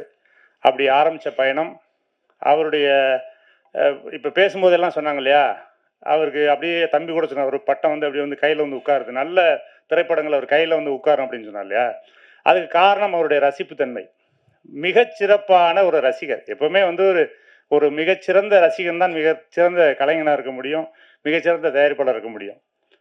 80கள் 70 80 90களில் இருக்கிற எந்த படமாக இருந்தாலும் அந்த படத்தோட பாட்டு சொல்லுவார், அந்த படத்தை பாடுவார். வரி ஒரு பிழை இருக்காது. அது யார் இயக்குனர்னு சொல்லுவார், யார் நடிகர்னு சொல்லுவார், யார் கதாநாயகி எல்லாமே சொல்லுவார். அந்த திரைப்படத்தை அவ்வளவு தூரம் ஒரு ரசிக்கக்கூடிய ஒரு மாபெரும் ரசிகன். அதனால தான் அவரால் இது வந்து எடுக்க முடியுது. தம்பி இங்கே முன்னாடி பேசின தம்பி சொல்லும்போது எப்படி இந்த கதையெல்லாம் தேர்ந்தெடுக்கிறாருன்னு தெரியல, அவ்வளோ ஆச்சரியமாக இருக்கும், அதே நேரத்துக்கு பயமாகவும் இருக்கும் அப்படின்னு சொல்லுவார். இந்த படமும் சரி, அண்ணன் தம்பிராமையா அவர்கள் தான் இந்த கதையை தம்பிக்காக உமாபதிக்காக வந்து சொன்னார். சொல்லும் பொழுது அந்த அறைக்குள்ளே முதலாக சொல்கிறாரு, நானும் அண்ணன் சுரேஷ் கமாச்சி அவர்கள் தான் கேட்குறோம். கேட்டு முடித்தவுடன் அண்ணன் தம்பிராமையா அண்ணன் வந்து ரெஸ்ட் ரூம் போயிட்டு வரேன்னு போனார். அதுக்கிடையில் நாங்கள் சும்மா ஒரு அந்த 1 நிமிட இடைவெளியில் பேசிக்கிட்டோம். எப்படிண்ணே இருக்குது அப்படின்னாரு அண்ணன். அவர் கேட்டார் என்னைய. ரொம்ப சிறப்பாக இருக்குண்ணே, பண்ணலாம் அப்படின்னு. அவர் ரெஸ்ட் ரூம் போயிட்டு வந்தோடனே அண்ணே படம் பண்ணுறோம்ண்ணே அப்படின்ட்டார். ஒரே தடவை தான் கதை கேட்டார். வேறு நீங்கள் போயிட்டு வாங்க, நான் நாளைக்கு சொல்கிறேன், அதுக்கப்புறம் சொல்கிறேன்லாம் இல்லை. கதையை கேட்ட அடுத்த நிமிஷம் வந்து படம் என்னைக்கு நம்ம ஆரம்பிக்கலாம் அப்படின்னு கேட்டார். அப்படி வந்து ஒரு தாக்கத்தை ஏற்படுத்தின அந்த கதையை வந்து அண்ணன் தம்பிராமையா அவர்களும் சொன்னாங்க. அண்ணன் ஹுமாயூன் அண்ணன் இல்ல திருமண விழா நாங்கள்லாம் கும்பகோணத்தில் இருந்தோம் இந்த படம் எடுக்கிறதுக்கு முன்னாடி. இரவு தங்கியிருக்கும்போது அந்த விடுதிகளில் நிறைய பேர் தங்கியிருந்தோம். அப்போ என்னோட நிறைய தம்பிகள் கூட இருந்தாங்க. அவங்கெல்லாம் சினிமானா என்னென்னு தெரியாது, சினிமானா பிடிக்காத கோஷ்டியெல்லாம் இருந்துச்சு. அப்போ திடீர்னு அண்ணன் தம்பிராமன் எதிர்த்து ரூமில் தான் இருக்காங்கன்னு நான் ஃபோன் பண்ணி கூப்பிட்டேன். அண்ணன் இருக்கீங்களா, ஓய்வாரிங்களா, பேசலாமா அப்படின்னு. நானே வரேன் தம்பின்னு வந்தாங்க. வந்துட்டு ஒரு 20 நிமிடம் அந்த கதையை வந்து சொன்னாங்க. சொல்லும் பொழுது அந்த சினிமா வாடையே அறியாத, சினிமானா தவறு, சினிமா வந்து தப்பு, சினிமா பார்க்கவே தியேட்டர் பக்கம் போகாத அந்த கோஷ்டிகள்லாம் 20 நிமிடம் அப்படியே ரொம்ப ஃப்ரீஸ் ஆகி அப்படியே ஒரு மாதிரி ஆயிட்டாங்க. என்னங்க நீங்கள் இது இப்படி தான் படம்லாம் இருக்குமா அப்படின்ற மாதிரி அந்த காட்சிகளை பூரா அப்படி கொண்டு வந்த விதம் அப்படி ஒரு அப்போ அவர் அப்படி இந்த சொல்லும் போதே இந்த படத்திற்கான வெற்றி வந்து அங்கேயே வந்து உறுதி பண்ணப்பட்டுச்சு. அந்த இடத்துலேயே வந்து கைத்தட்டினாங்க, கிளாப் பண்ணாங்க. அப்படி ஒரு அருமையான கதை, அதை கொண்டு வந்த விதம். இந்த கதையை வந்து இயக்குனது வந்து தம்பி உமாபதியை வந்து எப்போ பார்த்தாலும் எனக்கு வந்து பார்த்தோன்னா ஒரு மாதிரி ஃபீல் வந்துடும். என் பையன் மாதிரியே அப்படியே இருப்பான் உமாபதி. ஏன்னா அந்த ஃபிசிக்கு, அந்த உடற்பயிற்சி செய்யணுங்கிற அந்த இது, அந்த ஒரு டிசிப்ளின், அந்த வாழ்க்கை முறை எல்லாமே வந்து என் பையனை பார்க்கும்போது அப்படி உமாபதி பார்க்குற மாதிரி இருக்கும். உமாபதி அதை இயக்கிக்கிட்டு இருக்கும்போது, இப்போ நாங்கள்லாம் ஒரு பெரிய நடிகர்கள் கிடையாது தானே, சின்ன சின்ன கதாபாத்திரங்கள்லாம் செஞ்சுருக்கோம். அப்படி நடிச்சிட்டு இருக்கும்போது ஏதாவது ஒரு சின்ன தவறுனா இல்லை இம்ப்ரூவைஸ் பண்ணுறதுனா அந்த ஷாட் முடிஞ்சோன்னா உடனே ஓடிடுவாப்ல, அண்ணே வாங்கினே ஓரமாக கூட்டிகிட்டு போய் அண்ணே இது இப்படி பண்ணுங்கண்ணே, கொஞ்சம் மாற்றுங்கண்ணே, இப்படி பண்ணுங்க நல்லாயிருக்கும் அப்படின்னா. அந்த மாதிரி வந்து ஒரு யாரையும் மனம் நோக விடாமல், மற்றவங்களுக்கு முன்னாடி வந்து சொல்ல அவங்க தான் சங்கடப்பட்டுருவாங்கன்னு சொல்லிட்டு பார்த்து ஒரு அழகாக அதை வந்து ஒரு சிற்பி போல் செதுக்கிறதுல தம்பி உமாபதி பற்றி நான் பிரமிச்சிருக்கேன். ரொம்ப சிறப்பாக வந்திருக்கு. நான் படத்தை பார்த்துட்டேன். ரொம்ப அருமையான ஒரு பயங்கரமான ஒரு என்டர்டெயின்மெண்ட்டு. ஒரு படம் முடிஞ்சு நீங்கள் வெளியே வரும்போது ஒரு கனத்த இதயத்தோட, ஒரு முழு திருப்தியோட எல்லா ஆடியன்ஸ் வெளியே வருவாங்க. அப்படி ஒரு திரைப்படத்தை கொடுத்த அண்ணன் தம்பிராமையா அவர்களுக்கும், அதை இயக்கிய அன்பு தம்பி உமாபதி அவர்களுக்கும், தயாரித்த அண்ணன் சுரேஷ் காமாட்சி அவர்களுக்கும் என்னுடைய வாழ்த்துக்களும் நன்றி. அனைத்து நண்பர்களுக்கும் என்னுடைய வாழ்த்து. மகிழ்ச்சி. நன்றிண்ணே, ரொம்ப ரொம்ப நன்றி. இயக்குனரும் எங்களது அன்பிற்கினிய அண்ணன் சுரேஷ் காமாட்சி அவர்களுடைய உற்ற நண்பருமான நடிகர் ராஜ் கபூர் அவர்களை ஒரு சில வார்த்தைகள் பேச அன்போடு மேடைக்கு அழைக்கிறோம்.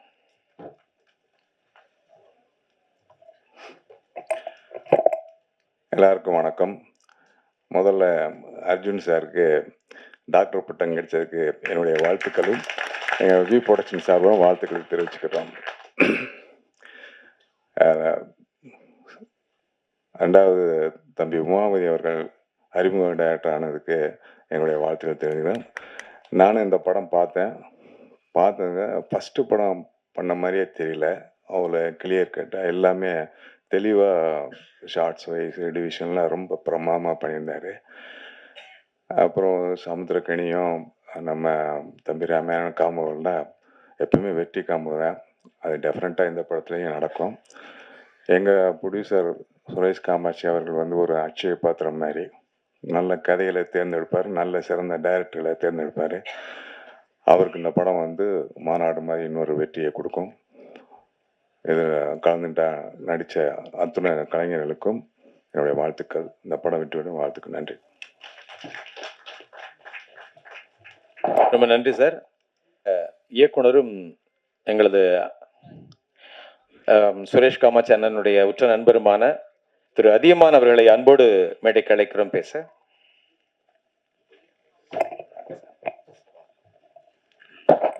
மாலை வணக்கம். வாழ்த்துக்கள்ங்க. நான் ரொம்ப நல்லா இருந்தது, ட்ரெய்லர் நல்லா இருந்தது, சாங்ஸ் நல்லா இருந்தது. தம்பி ராமையா அண்ணாச்சி மிக சிறப்பாக பண்ணியிருந்தாங்க. அவங்க சிறந்த எழுத்தாளர், சிறந்த இயக்குனர், சிறந்த நடிகர், தேசிய விருது பெற்ற நடிகர், எல்லாமே தெரியும். ஆனால் இப்படி ஆடுவார்லாம் நான் எதிர்பார்க்கவே இல்லை.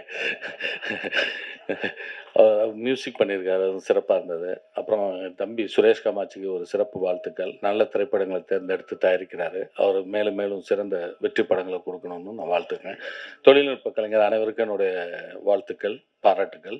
குறிப்பாக அறிமுக இயக்குனர் தம்பி உமாபதி அவர்களுக்கு என்னுடைய ஸ்பெஷல் பாராட்டு அண்ட் வாழ்த்துக்கள் and best wishes. Thank you so much. Actually ஒரு பெரிய தொழிலதிபர் இருக்காங்கன்னு வச்சுக்கோங்களேன், அவங்களுடைய பையன் வரும்போது, என்னப்பா உங்க அப்பாரு மாதிரி நீ தொழில் செய்ய மாட்டேங்கிறிய அப்படின்னு அள்ளி விடுங்க நம்ம ஆளுங்க. அதே மாதிரி அது எல்லா துறைக்கும் பொருந்தும். அது சினிமா துறைக்கு சொல்லவே வேண்டியதில்லை. ஒருத்தவங்க திரைத்துறையில் அவர் பாடுபட்டு கஷ்டப்பட்டு அவர் ஒரு பொசிஷன் வந்துட்டார் அப்படின்னா அம்புட்டு அப்படியே அவருடைய பையன் பக்கம் வரும் அப்படின்னு எல்லாருமே பொதுவான ஒரு விஷயம். ஆனாலும் கூட அத்தனை சவால்களையும் உள்ளடக்கி தன்னைத்தானே தயார்படுத்தி தன்னைத்தானே செதுக்கி டான்ஸா பட்டையை கிளப்புறேன், ஆக்ஷனா தூள் பண்றேன் அப்படின்னு சொல்லி எல்லா மார்ஷியல் ஆர்ட்ஸையும் கத்துக்கிட்டாரு. இப்ப இந்த படத்தின் மூலமாக திரைக்கதை இயக்கம் செய்து இயக்குனராக களம் கண்டிருக்கும் எங்களது அன்பிற்கினிய உமாபதி ராமையா அவர்களை பேச அன்போடு அழைக்கிறேன்.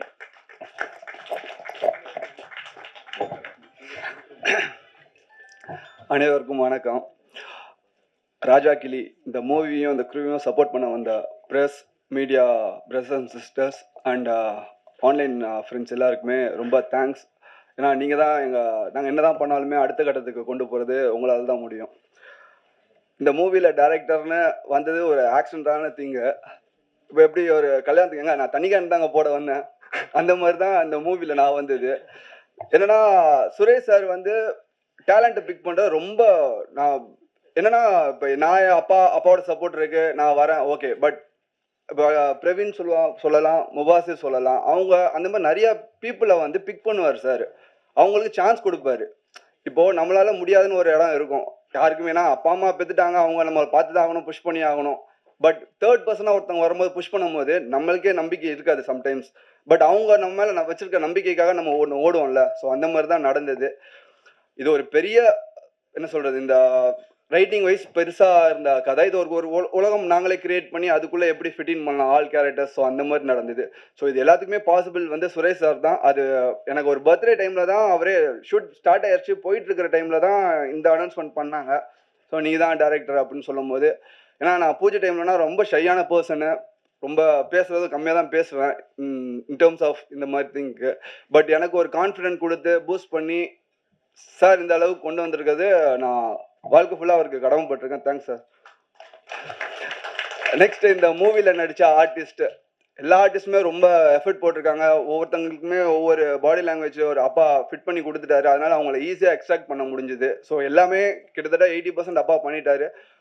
ஸ்க்ரீன் பிளே மட்டும் தான் நான் என்னோட அப்பா அதுக்கு ஸ்பேஸ் கொடுத்தாரு. சுரேஷ் சார் அதுக்கு ரொம்ப சப்போர்ட் பண்ணாரு. ஸோ அதனால தான் அந்த ஸ்க்ரீன் பிளேல வந்தது. ஸோ அந்த டைமில் வரும்போது எல்லா ஆர்டிஸ்ட்டுமே அவங்க பங்காளி கொடுத்தாங்க. அதில் முக்கியமாக ஒருத்தர் சொல்லணும்னா சமுத்திரனி சார்.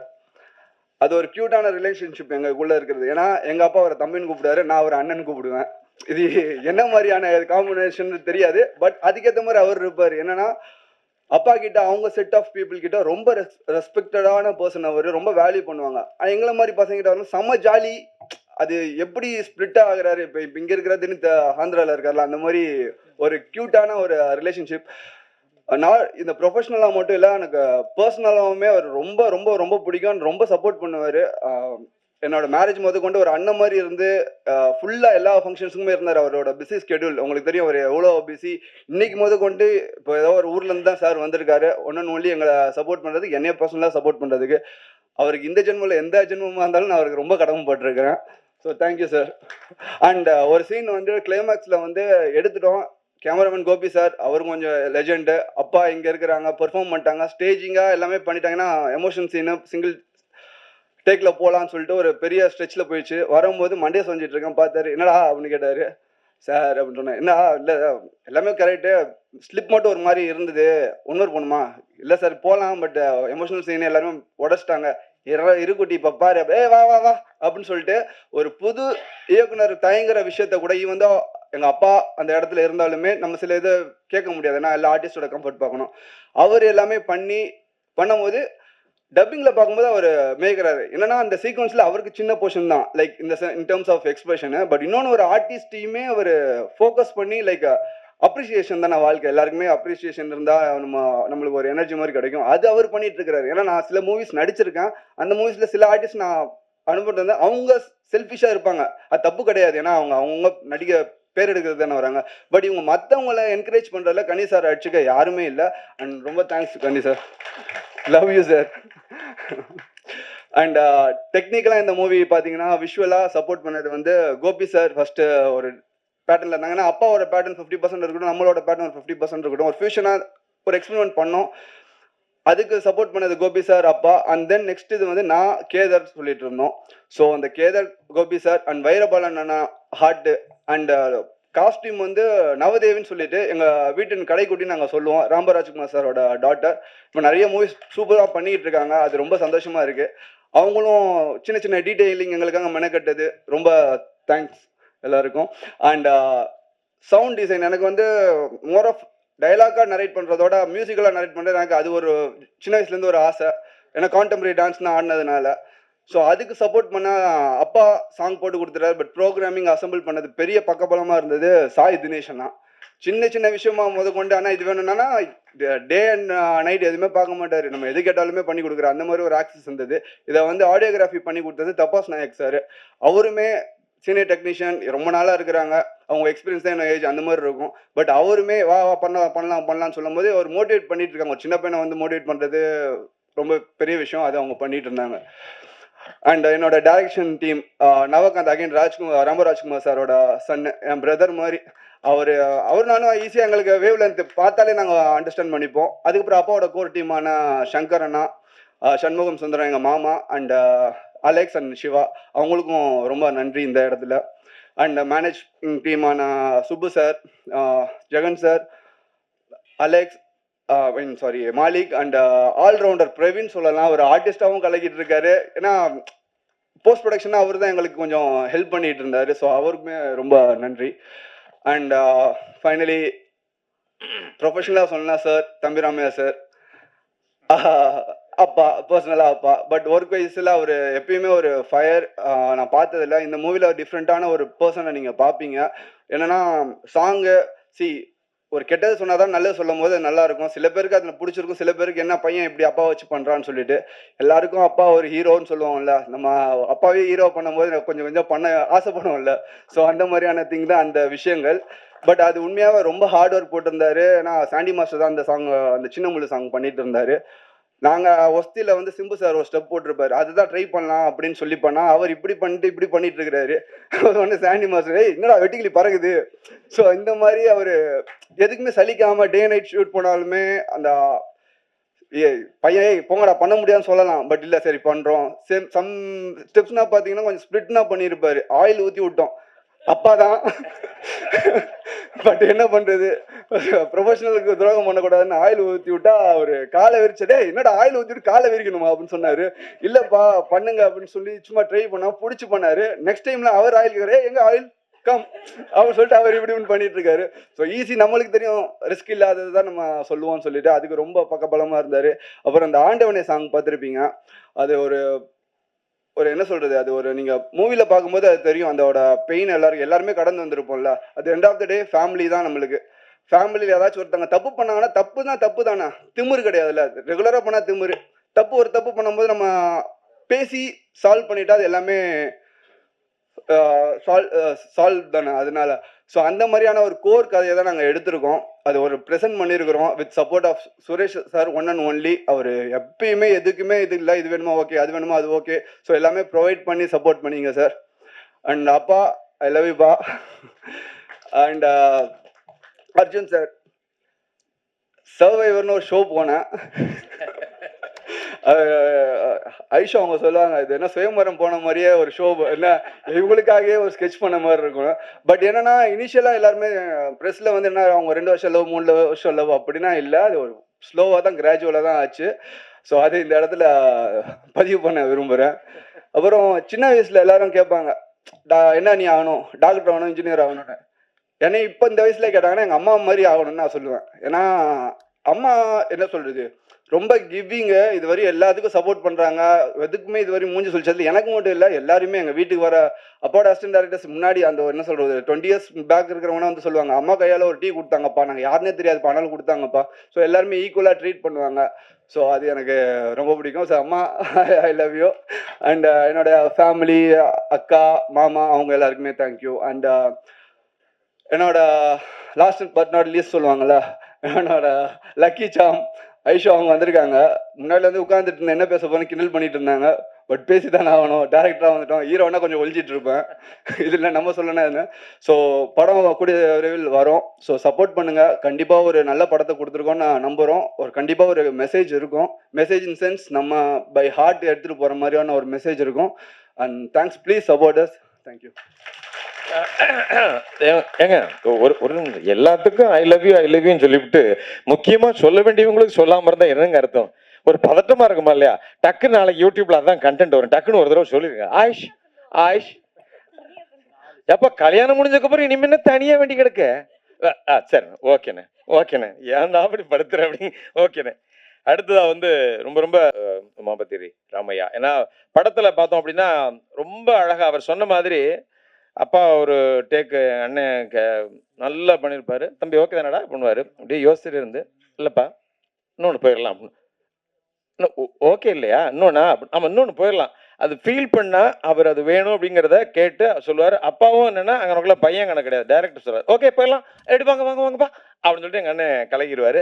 ஸோ அருமையான விஷயம். அடுத்து வந்து பேச போகிறவரை பொறுத்த வரைக்கும் சொல்லணும்னா ஒரு எழுத்தாளர், இயக்குனர், நடிகராக, ஆக சிறந்த குணச்சித்திர நடிகராக, நகைச்சுவை நடிகராக எந்த கதாபாத்திரம் கிடைச்சாலும் பார்த்தீங்க அப்படின்னா அசால்ட்டாக அந்த கதாபாத்திரத்துக்குள்ளே போய் அந்த கதாபாத்திரமாகவே மாறி நடிக்கக்கூடியவர். இன்ஃபேக்ட் பார்த்தோன்னா பெருமாளை ஆரம்பித்து அப்படியே சிங்கம் பெருமாளா சீறி பாஞ்சு, அதுக்கப்புறம் அப்படியே பார்த்தோம் அப்படின்னா சித்திரகுப்தனா தன்னுடைய திரைக்கதையை தானே அப்படியே செதுக்கி எழுதி இப்போ உங்கள் முன்னாடி முருகப்பு சென்றாயனாக வந்திருக்கக்கூடிய எங்களது அன்பிற்கினிய அண்ணன் தம்பி ராமையா அவர்களை அன்போடு மேடைக்கு அழைக்கிறோம். கதை, வசனம், பாடல்கள் இந்த படத்துல இசையமைப்பாளர் அவதாரம் எடுத்து வந்திருக்கும் எங்களது அன்பு அண்ணன்.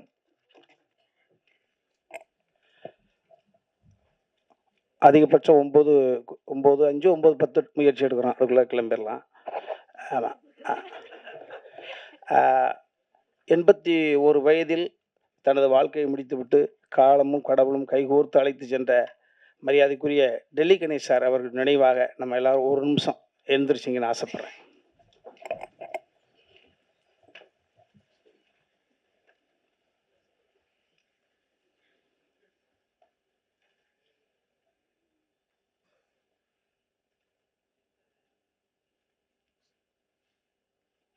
நன்றி. இது வேற ஒரு மேடையாக இருந்தால் செயற்கையாக கைத்தட்டலுக்காக செயற்கையாக புனைந்து பேசிடலாம். இதை அடி மனசுலேருந்து ஆத்மாவிலேருந்து பேசணும். கொஞ்சமாக பேசினா போதும். படம் கூடிய சீக்கிரம் அதை தயாரிப்பாளர் சொல்லுவாங்க, அந்த ரிலீஸ் தேதியை தம்பி சொல்லுவார். அதனால் இது நான் சொல்ல ஆசைப்பட்டதை மரியாதைக்குரிய ராஜகபூர் சார் சொல்லிட்டாங்க. 3 தினங்களுக்கு முன்பு ஒரு பாரம்பரியம் உள்ள ஒரு யூனிவர்சிட்டியில் அர்ஜுன் சாருக்கு டாக்டர் பட்டம் கொடுத்தாங்கன்றது ஒரு அற்புதமான செய்தியை. நீண்ட இடைவெளிக்கு பிறகு ஃபீல் குட் டைரக்டர் சகோதரர் அதியமான் சார் மேடையில் இருப்பதெல்லாம் நான் பெருமையாக நினைக்கிறேன். எவ்வளவு பணம் சம்பாரிச்சோம், எவ்வளவு வெற்றிகளை கொடுத்த உழைப்பு ஒன்று தான். ஸோ அதான் கஷ்டத்தை எவன் ஒருவனுக்கு கடவுள் அதிகமாக கொடுக்குறானோ ஆயுசு அவங்களுக்கு அதிகம்னு அர்த்தம். அதை நிச்சயமாக நான் நம்புகிறேன். நீண்ட இடைவெளிக்கு பிறகு சக இயக்குநர்களை மேலே பார்ப்பது சந்தோஷம். அதெல்லாம் தாண்டி ஒரு 77 to 87 10 வருட காலம் இந்த பூமியில் ஆட்சி செய்த, ஒரு நாள் ஒரு மருந்துக்கு கூட சிறைக்கு போகாத வகையில் மிகப்பெரிய புரட்சித் தலைவர் புகழை மிகப்பெரிய ஒரு கவசமாக இருந்து காத்த ஆரம்பி ஐயா அவர்களுடைய அருமை மருமகன், சுய ஒழுக்க சிந்தனையாளர், நேர்மையின் உச்சம், எல்லாரும் சேர்ந்து வந்து அமர்ந்திருப்பதைப் போல சத்யஜோதி தியாகராஜன் ஐயா வந்து அமர்ந்திருப்பதை நான் நினைக்கிறேன்.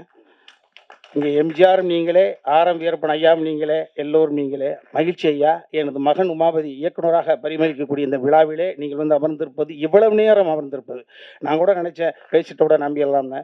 ஆனால் நீங்கள் ஆசைப்பட்டு அமர்ந்திருக்கிறீங்க, மறக்க மாட்டேங்க ஐயா. உங்களுடைய பொன்னான நேரம், ஒரு குடும்ப விழாவிலிருந்து வந்து உங்களுடைய அந்த பிள்ளையை ஆராதனை பண்ணுறீங்க, ஆசீர்வாதம் பண்ணுறீங்க. வாழ்க்கையில் எந்த நிமிஷம் மறக்க மாட்டேன். ரொம்ப மகிழ்ச்சிங்க ஐயா. அடுத்ததாக நான் ஃப்ளோவாக பேசுகிறதில்ல. தம்பி சுரேஷ் காமாட்சி வந்து இந்த கதையை தம்பி வெற்றி குமரன் சொன்னதை போல் ஒரே சந்திப்பு 2 மணி நேரம் படத்தை எப்படி ஓட்டி ஒரு சந்திப்பில் காமிச்ச தம்பி அண்ணன் அடுத்து என்ன பண்ண போகிறீங்க என்னப்பல. திரும்பவும் சொல்லுகிறேன், இது சபைக்காக கிடையாது. இந்த கதை உருவானதற்கான காரணம், நான் சின்ன வயசில் என்னை விட வயதில் மூத்தவர்கள், என்னை விட இந்த பூமியை முதல்ல பார்த்தவர்கள், அவர்கள்ட்ட பார்த்த உடனே, அது குறிப்பாக கிழவிகளாக இருந்தால், கிழவனாக இருந்தால் 10-12 வயசில் அருகில் அமர்ந்து சுருங்கி போன தசையை தடவி விட்டு அவருடைய வாழ்க்கையை நான் கேட்பேன். தாத்தாவுக்கு உனக்கு எத்தனை மாதிரி சண்டை பிடிச்சி, ஃபஸ்ட் நைட்டே நினச்சா இல்லை கொஞ்சம் 5 நாள் செடு நினச்சா, சண்டை போட்டு பிரிஞ்சது பிறகு யார் முதல்ல போய் பேசுவாங்க? அப்படியா? ஓஹோ. இப்படி அந்த மலரும் நினைவுகளை கிளறி விட்டு அப்படியே கொட்ட வச்சிருவோம். கட்ட பேச்சு துணைக்கு ஆள் இல்லாமல் இருக்கக்கூடிய பெரியவர்களிடம் பேசுகிற பொழுது அவர்கள் வாழ்ந்த வாழ்க்கையை வரிசைப்படுத்திடுவாங்க. ஸோ அது இளம் பிராயத்தில் எனக்கு ஒரு கருத்து. அதனால தான் வாயை திறந்தால் பேசக்கூடிய சக்தி இருந்ததுன்னா அந்த இதெல்லாம் இந்த ஸ்டோரேஜ். அதற்கு பிறகு ஓரளவு இந்த திரையுலகம் எனக்கு ஒரு சிறிய பெயரை கொடுத்த பிறகு, சகோதரர் பிரபு சாலமன் மூலமாக ஒரு பெயர் எனக்கு கிடைத்த பிறகு, நான் என்னை பார்க்கக்கூடிய பெரிய தொழிலதிபர்களாக நான் அவுட் ஆஃப் சப்ஜெக்ட் பேசுகிற பொழுது, தத்துவம் பேசுகிற பொழுது அப்படி மடை திறந்த விளம்ப உண்மையை கொட்டிடுறாங்க. அது இது தனுசு ராசி, மீன இலக்கணம், போராடம், அதை நம்ப தான் தோணுது, எல்லாம் சொல்லிடுவாங்க. அப்படி நிறைய தொழிலதிபர்களுடைய கதையை நான் கேட்கிற பொழுது, ஒரு குறிப்பிட்ட ஒரு தொழிலதிபர், மனிதர் புனிதராக இருக்கக்கூடிய ஒரு அற்புதமான ஒரு ஆத்மா, அவருடைய நினைவுகள், அவர் வாழ்ந்த வாழ்க்கையை, அவருடைய ஒட்டுமொத்த ரகசியத்தையும் பச்சை குழந்தை போல, இளநிக்கு இருக்கக்கூடிய தண்ணி போல அப்படியே கொட்டி தீர்த்தாரு. அது உள்ளுக்குள்ளே இருந்தது. சரி, இதை எப்பாவது வடிவப்படுத்தணுமே அப்படின்னு நினைக்கிற பொழுதுதான் எனது தாய் எனக்கு கொடுக்கவில்லை. ஆனால் இன்னொரு தாய்க்கு பிறந்து எனக்கு தம்பியாக இருந்து என்னை தாங்கி பிடித்து கொண்டிருக்கக்கூடிய என் வாழ்க்கையினுடைய மிச்சம் உச்சம் எல்லாமே சமுத்திரக்கனி தான். அதை எல்லா இடத்துலையும் சொல்லுவேன். இந்த சினிமா என்னை எத்தனையோ புரட்டி எடுத்திருக்குது. என்னை பயன்படுத்துவார்கள், பயணம் செய்வார்கள், பயன்படுத்துவார்கள், பயணத்தோடு இருப்பார்கள். என் பக்கத்திலும் இருப்பான் என்றால் என் அன்பு தம்பி சமுத்திரக்கனி தான். எனது ஒட்டுமொத்த உறவுகளும் இரத்த சொந்தம் ஒட்டுமொத்தமாக விட்டாலும் தம்பி வீட்டில் போனால் தனியாக சந்தோஷமாக பார்த்துக்கலாம். அதை விட்டு தான் வீட்டில் மிரட்டிக்கிட்டே இருக்கேன் நான். என் தம்பி இருக்கான், என் தம்பி கொஞ்சம் அப்படி மரியாதை ரைட்டாக டீ 7 மணிக்கு கொடுத்து 7:10 வந்தாவே எனக்கு தாழ்வு மனப்பான்மை ஆயிரும். என்னடா 5 நாள் ஷூட்டிங் போல் என்ன 7:10 வருது காஃபி? ஓ, அப்போ தம்பி சமுத்திரக்கனிக்கு போட்ட வேண்டியதான். வேறு வழி இல்லை, ஒரு பிள்ளைய வச்சு தானே வாழ்ந்துக்கிட்டு இருக்கேன். இப்போ அப்போ உமாபதிக்கெல்லாம் அந்த பெரிய ஆத்தாடி விட்டு அங்கே போயிடுவார். இது என்னடா? ஸோ அந்த மாதிரி சமுத்திரக்கனி யார் படைப்பார்? ஒரு குணச்சித்திர நடிகன் நல்லா நடிப்பேன், எல்லாருக்கும் தெரிஞ்ச விஷயங்கள் தான். வினோதய சித்தம் என்ற ஒரு கதையை எனக்கு அவர் படைத்து போற விட வார இடமெல்லாம் என்னை கொண்டாட வைக்கிற பொழுது, எனது அன்னைக்கு சம்மதி சார், அர்ஜுன் சார் கூட சொன்னாங்க, என்ன நான் பெங்களூரில் உட்காந்துட்டு இருக்கேன், இது ஒரு படம் பார்த்தாங்களே சார். அதான் சார் வினோதய சித்தம். ஓ, அப்போ தெரிஞ்சுக்கிட்டு பார்க்காமலே சார் பார்த்துட்டேன் என்று சொல்லிட்டார் போல இருக்கு. ஸோ இந்த வினோதய சித்தத்தை தம்பி சமுத்திரக்கனி படைக்காமல் கொடுக்காமல் இருந்திருந்தால் நிச்சயமாக இந்த கதையை வடிவப்படுத்திருக்க முடியாது, வாய்ப்பே கிடையாது. ஸோ எப்படி பார்த்தாலும் பிள்ளையார் சொல்லி 786 சிலுவை குறி 3 குறிகளும் சேர்ந்தாலும் கூட இந்த கதையினுடைய அடி நாதம் என்பது தம்பி சமுத்திரக்கனி என்னை வைத்து எழுதி அதை வெற்றிப்படமாக மாற்றி 22 காட்சி 19 நாட்கள் அபரிதமான ஒரு படத்தை வினோதய சித்தம் என்பது பார்த்தா கொடுத்துச்சு. அந்த தம்பி கொடுத்ததுக்கு பிறகுதான் எல்லா நேரத்திலையும் என்னுடைய பசிக்கு அடுத்தவங்களே சமைச்சு கொண்டு வருவாங்களா? அப்போ பொண்டாட்டி ஊருக்கு போயிட்டு நான் தானே சமைக்கணும். அதை போல எனக்கென்று எப்பொழுதுமே ஒரு கதை வரும் என்று நான் மற்றவர்கள் எதிர்பார்க்க முடியாது. நாமளே சமைச்சு சாப்பிடுமே இந்த கதையை சமைத்தேன். நல்ல உணவை கொடுத்த பிறகு நானே சமைத்து அந்த உணவை, ஸோ அந்த உணவை யார்கிட்ட கொண்டு ஷேர் பண்ணிக்கிறது பொழுது தம்பி சுரேஷ் காமாட்சி அவர்கள்ட்ட. ஸோ உருவானதற்கு முதல் காரணம் அவர், அது கதையானதுக்கு காரணம், அது காவியமானதுக்கு காரணம் என்பது தம்பி சுரேஷ் காமாட்சி தான் சொல்லுவேன். எல்லாமே நம்ம எல்லாருமே பிள்ளைகளுக்காக தான் வாழ்கிறோம். ஊடக சகோதரர்கள் சகோதரிகள் நீங்கள்லாம் எல்லாமே நம்ம பிள்ளைகளுக்காக தான் வாழ்கிறோம். ஏன்னா அந்த பிள்ளைகள் எந்த பிள்ளையுமே நம்மளை கேட்டுப்பார்கள். நம்ம சந்தோஷமாக இருந்தோம், எப்போ சந்தோஷமாக இருந்தாலும் உருவானான்னு யாருக்கு தெரியும்? உன்னை நான் எதிர்பார்த்து வளர்த்தேன். எதிர்பார்த்து எதுக்காக வளர்க்குற? எதுக்கு எதிர்பார்த்து வளர்க்குற? யார் உன்னை ஏய் பெத்துட்ட வளர்த்த எதிர்பார்த்த வளர்த்து சொல்லக்கூடாது. 10 மாதம் அதையும் கூட நகைச்சுவைப்படுத்திருப்போம். என்ன 10 மாதம் உள்ளுக்குள்ள ஒரே இருட்டு, ஒரு ஃபேன் இல்லை, ஒரு லைட் இல்லை, பரண்டு படுக்க பெஞ்சு இல்லை, பேச்சு துடைக்க ஆள் இல்லை, அதை கூட நகைச்சுவை பண்ணியிருப்போம். அதே போல் இந்த உலகத்தில் எதிர்பார்த்து எதுவும் கிடையாது. அவன் நம்ம கண்ணு முன்னால் குழந்தைங்க ஸ்டடி ஆகிட்டாங்க அப்படின்னா அதுதான் இந்த பூமியில் நம்ம 50 60 வயசுலையோ 70 வயசுலையோ 80 வயசுலையோ கண் மூடுகிற பொழுது நமது குழந்தைகள் இந்த உலகத்தில் தனியாக இருக்கிறார்கள், திறனாக அந்த நம்பிக்கை இருந்துச்சுன்னா அந்த ஆத்மா அமைதி படைக்கிறது. அமைதி அடைஞ்சா சொர்க்கத்துக்கு போகுது. ஐயையோ நடா முந்தா நாள் போனால் எங்கே இருக்கான்னு தெரியலையே, ஐயையோ அந்த பொண்ணு நான் இல்லைன்னா அப்படின்னா வாய் கோணிக்கு நரகம் தான். ஸோ எவ்வளவு சொத்து இருந்தாலும் ஸோ அந்த வகையில் உயரத்தில் இருக்கக்கூடிய அனைவருமே துயரத்தில் தான் இருக்காங்க. நிறைய பேர் பார்க்குறவங்க எல்லா தொழிலும் அலுவலரும் நாங்கள் கம்பீரங்க ஏழை அப்படி நம்ம சரியான ஆளியா சூப்பரியா அப்படிங்கிறது நிறையா 95% உயரத்தில் இருக்கக்கூடிய அனைவருமே அது அதிகார ரீதியாக இருந்தாலும் சரி, பணம் படைத்து இருந்தாலும் சரி, அவர்களுக்குள் மிகப்பெரிய ஒரு கொடுமையான உணர்வு தவிச்சு தப்பி வெளியில் சொல்லாமல் அது என்னை பார்த்த உடனே சொல்கிறாங்க. ஸோ இந்த கதை நிச்சயமாக உணர்த்தாது, உணர வைக்கக்கூடிய வகையில் இந்த கதையை நான் தான் டைரக்ட் பண்ண சொல்லிக்கிட்டு இருந்தேன். தம்பி சுரேஷ் காமாட்சி ஆசை இருக்குமா அப்படி போர் தம்பி சுரேஷ் பார்த்துச்சு, அண்ணே இனிமேல் புகழை வாங்கி என்ன ஃபஸ்ட்டு ஷாட் 2 பேரும் கம்பைன் டைரக்டர் போடணும்னு நினச்சிக்கிட்டு இருந்தோம். தம்பி ஒத்துக்க மாட்டேன்ட்டான், உமா ஒத்துக்க மாட்டேன்ட்டான். அப்பா நான் உங்களுக்கு அசோசியேட்டாக பண்ணி கொடுக்குறேன். ஆனால் ஃபஸ்ட்டு டே என்னடா நான் த்ரூட்டாக நடிக்கிறேன்டா, நான் ஆக்சிடென்ட் கிச்சனா மூஞ்சி கோடினும்டா, கொஞ்சம் நான் ஓய்வு எடுக்கிற அப்படியே 2 பேரும் நான் த்ரூட்டாக நடிக்க போகிறேன், தம்பி அண்ணனும் நடிக்க போது உனக்கு என்னடா பிரச்சனை, இல்லைப்பா டைவெர்ட் ஆகக்கூடாது அப்படின்றபோது அப்போ சுப்பிரமணியபுரம் என்ற ஒரு படத்தினுடைய விஷயம். சுப்பிரமணியபுரம் என்ற படத்திலே தம்பி நீ என்னுடைய மகன்றதுக்காக யார் பார்க்க மாட்டாங்க, உன்னிட தனித்தன்மை என்ன இருக்குது, அவன் தனித்தன்மை ப்ரூவ் பண்ணால் மட்டும்தான் அவன் மீது ஒரு ஒரு மரியாதை வரும். ஸோ அந்த வகையில் சுப்பிரமணியபுரம் என்ற படம் அந்த படத்தில் அவர் தானாப்பா டைரக்டரு, அப்போ ஹீரோ ஒத்துட்டாங்க. அப்போ தனித்தன்மை பொறுப்புணுவதற்கான ஒரு விஷயம் இதையெல்லாம் தம்பி சுரேஷ் காமாட்சி உள்வாங்கி அண்ணன் அழகாக பண்ணுது தம்பி, நீங்கள் ஒத்துக்க மாட்டேங்கிறான் தம்பி போங்க ஒரே நிமிஷத்தில் பேசி ஒர்க் அவுட் பண்ணி என்னை இயக்குனராக கொண்டு வந்திருக்காப்புல. அப்போ எனக்கு ஒரு மூத்த மகனோ அல்லது என்னை ஆளுமை செய்யக்கூடிய எனது அப்பாவோ இருந்திருந்தால் நான் சொல்வதை கூட என் பையன் கேட்க வேண்டிய அவசியம் கிடையாது, எங்கள் அப்பா சொன்னால் கேட்பாங்க. அதே போல் ஒரு தந்தை ஸ்தானத்திலிருந்து அவனை இயக்குனர் ஆக்கியிருக்காப்பா. ஆமாம், எங்கள் அப்பா இருந்திருந்தாருன்னா ஜெகநாதன் பிள்ளை இருந்திருந்தாருன்னு எதை செய்திருப்பாரோ அதை செய்திருங்கப்பா. வாட் எவர் இட் இஸ், உன் வாழ்க்கையில் நாங்கள் 2 தடவை கலந்துருப்போம். எவ்வளோ உயரத்துக்கு பாருங்க ஒன்று இருக்க வேல் சென்றாலும் உனக்கு கடமைப்பட்டவனு சொல்லிட்டான். நான் சொல்லாமல் இருந்து தான் சங்கட்டம், ரொம்ப மகிழ்ச்சி. ஸோ இந்த எல்லா தம்பிமார்களும் இந்த படத்தில் நடித்த அத்தனை நிறைய நிகழ்வுகள் இருக்குது, அதில் நாங்கள் ஷேர் பண்ணிப்போம். ஆமாம், மீண்டும் நான் சொன்னால் செயற்கையாக இருக்கும். இந்த படம் நிறைவாக வந்திருக்கு, எனக்கு பிடிச்சிருக்கு.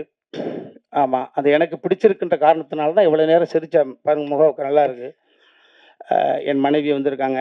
ஆமாம், எனக்கு வாழ்க்கையில் ஏற்ற இறக்கம் எனக்கு இனிமேல் அவள் தான். எங்கள் அம்மா இல்லை, எங்கள் அப்பா இல்லை. என் தாயாகவும் தந்தையாகவும் பார்க்கக்கூடிய மனைவி தன் மகன் எனக்காக வரல, அதை திரும்ப சொல்கிறேன். அர்ஜுன் சார் எனக்காக வரல, அதையும் சொல்லி போடுறேன் நான். ஆமாம், இதெல்லாம் நிறையா சொல்லி பண்ணாமா. என் மனைவி எனக்காக வரலன்ற போது அப்புறம் என்ன உமாபதிக்காக தான் மகனுக்காக தந்தையை தாய் வந்தாங்க. அதே மாதிரி தான் என் மகள் எந்த நிகழ்வுகளுக்குமே போனதில்லை. ஜஸ்ட் ஒரு கோல்டு மெடல் வாங்கின பிள்ளை. ஆமாம், அது வந்திருக்கு. என் மருமகன் மேலே உட்காந்துருக்காரு. அந்த வாய்ப்பு கிடச்சிச்சு, அவரையும் 2 சீல் நடிக்க வச்சுக்கிட்டோம்.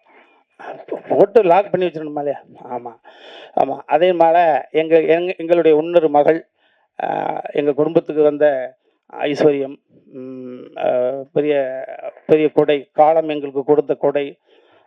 ஒரு 6-7 மொழிகள் பேசக்கூடிய அளவுக்கு வல்லமை. புரட்சி தலைவி ஜெயலலிதா அம்மாவுக்கு பிறகு பல மொழிகள் பேசக்கூடிய சீதா பயணம் என்ற ஒரு படத்தில் அவங்களுக்காக வச்சு மிக பிரமாண்டமான படைப்பை, தனது மகளுக்காக ஒரு படைப்பை எடுத்திருக்காங்க அர்ஜுன் சார்.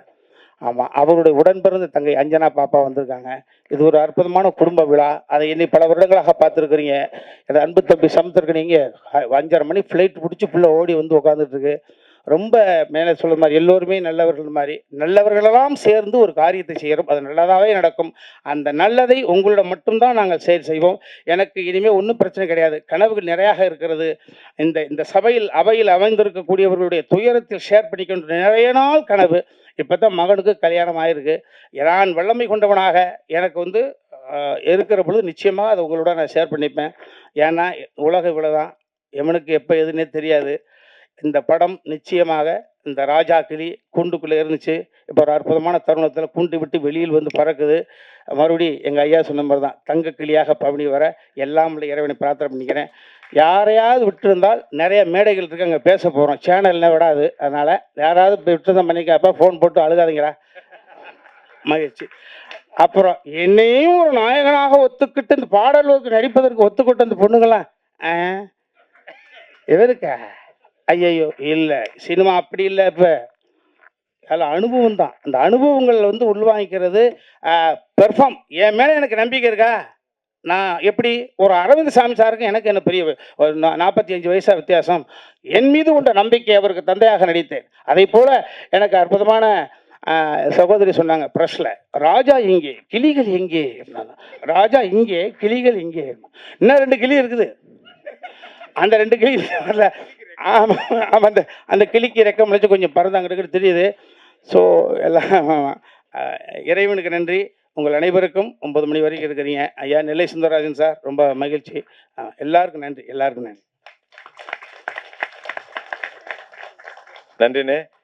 சொன்னது போல பத்திரிகை நண்பர்கள்லாம் ரெடியா இருக்கிறீங்க. அடுத்தடுத்து விரைவா முடிச்சிருவோம். அடுத்ததாக பேச வருபவர் வந்து வி ஹவுஸ் ப்ரொடக்ஷன் தயாரிப்பாளர், இயக்குனர், எழுத்தாளர் மற்றும் நடிகர் கிணிய அண்ணன். ஏன்னா இந்த படத்துல கலங்கியிருக்காப்புல. ஆமா, அன்பிற்கினிய அண்ணன் சுரேஷ் காமாட்சி அவர்கள். போதும் ரொம்ப லென்த்தா போகுது. என்னுடைய தயாரிப்பு நிறுவனத்தின் இந்த ராஜா கிளி திரைப்படத்திற்கு வருகை இருந்திருக்கும் பத்திரிகை மற்றும் ஊடக நண்பர்கள் அனைவருக்கும் எனது மாலை நேர வணக்கம். எங்களது அழைப்பை ஏற்று இங்கு வந்திருக்கும் நான் மிகவும் நேசிக்கக்கூடிய மதிக்கக்கூடிய தயாரிப்பாளர் சத்யஜித் தியாகராஜன் சார் அவர்களுக்கும், அர்ஜுன் சார் அவர்களுக்கும், அண்ணன் அதியமான் அவர்களுக்கும் மற்றும் அண்ணன் ராஜ்கபூர் அவர்களுக்கும் மற்றும் இங்கு வந்திருக்கும் அனைவருக்கும் எனது மாலை நேர வணக்கம். இது ஒரு நன்றி உரையாக வச்சுக்கலாம் நினைக்கிறேன். ஏன்னா இதில் நிறைய பேருக்கு நான் நன்றி சொல்ல வேண்டிய கட்டாயத்தில் இருக்கேன். எங்கேருந்து தொடங்கலாம்னா, நான் வந்து தம்பி உமாவதிகிட்ட இருந்தே ஆரம்பிக்கலான் இருக்கேன். உமாவதி வந்து எனக்கு ரொம்ப பிடிச்ச ஒரு தம்பி. என்னென்னா வந்து ரொம்ப சுய ஒழுக்கம் உள்ள ஒரு இளைஞர். இன்னைக்கு உள்ள சொசைட்டியில் இப்படி ஒரு பையனை பார்க்குறது ஒரு 105% கூட பார்க்க முடியாது. ஒரு எந்த கெட்ட பழக்கமும் இல்லாமல் தொழிலை மட்டுமே நேசிக்கக்கூடிய ஒரு பையனை வந்து நம்ம பார்க்க முடியாது. அவருக்கு வந்து ஒரு காதல் இருந்தது, கல்யாணம் பண்ணாருனால எனக்கு அப்புறம் தான் தெரியும். ஆனால் எனக்கு அந்த தகவல் வந்து தம்பிராமையனை சொன்ன உடனே நான் ஐசான்றதை நான் கண்டுபிடிச்சிட்டேன். நான் அதோட இன்ஸ்டா பேஜை வச்சே கண்டுபிடிச்சிட்டேன்.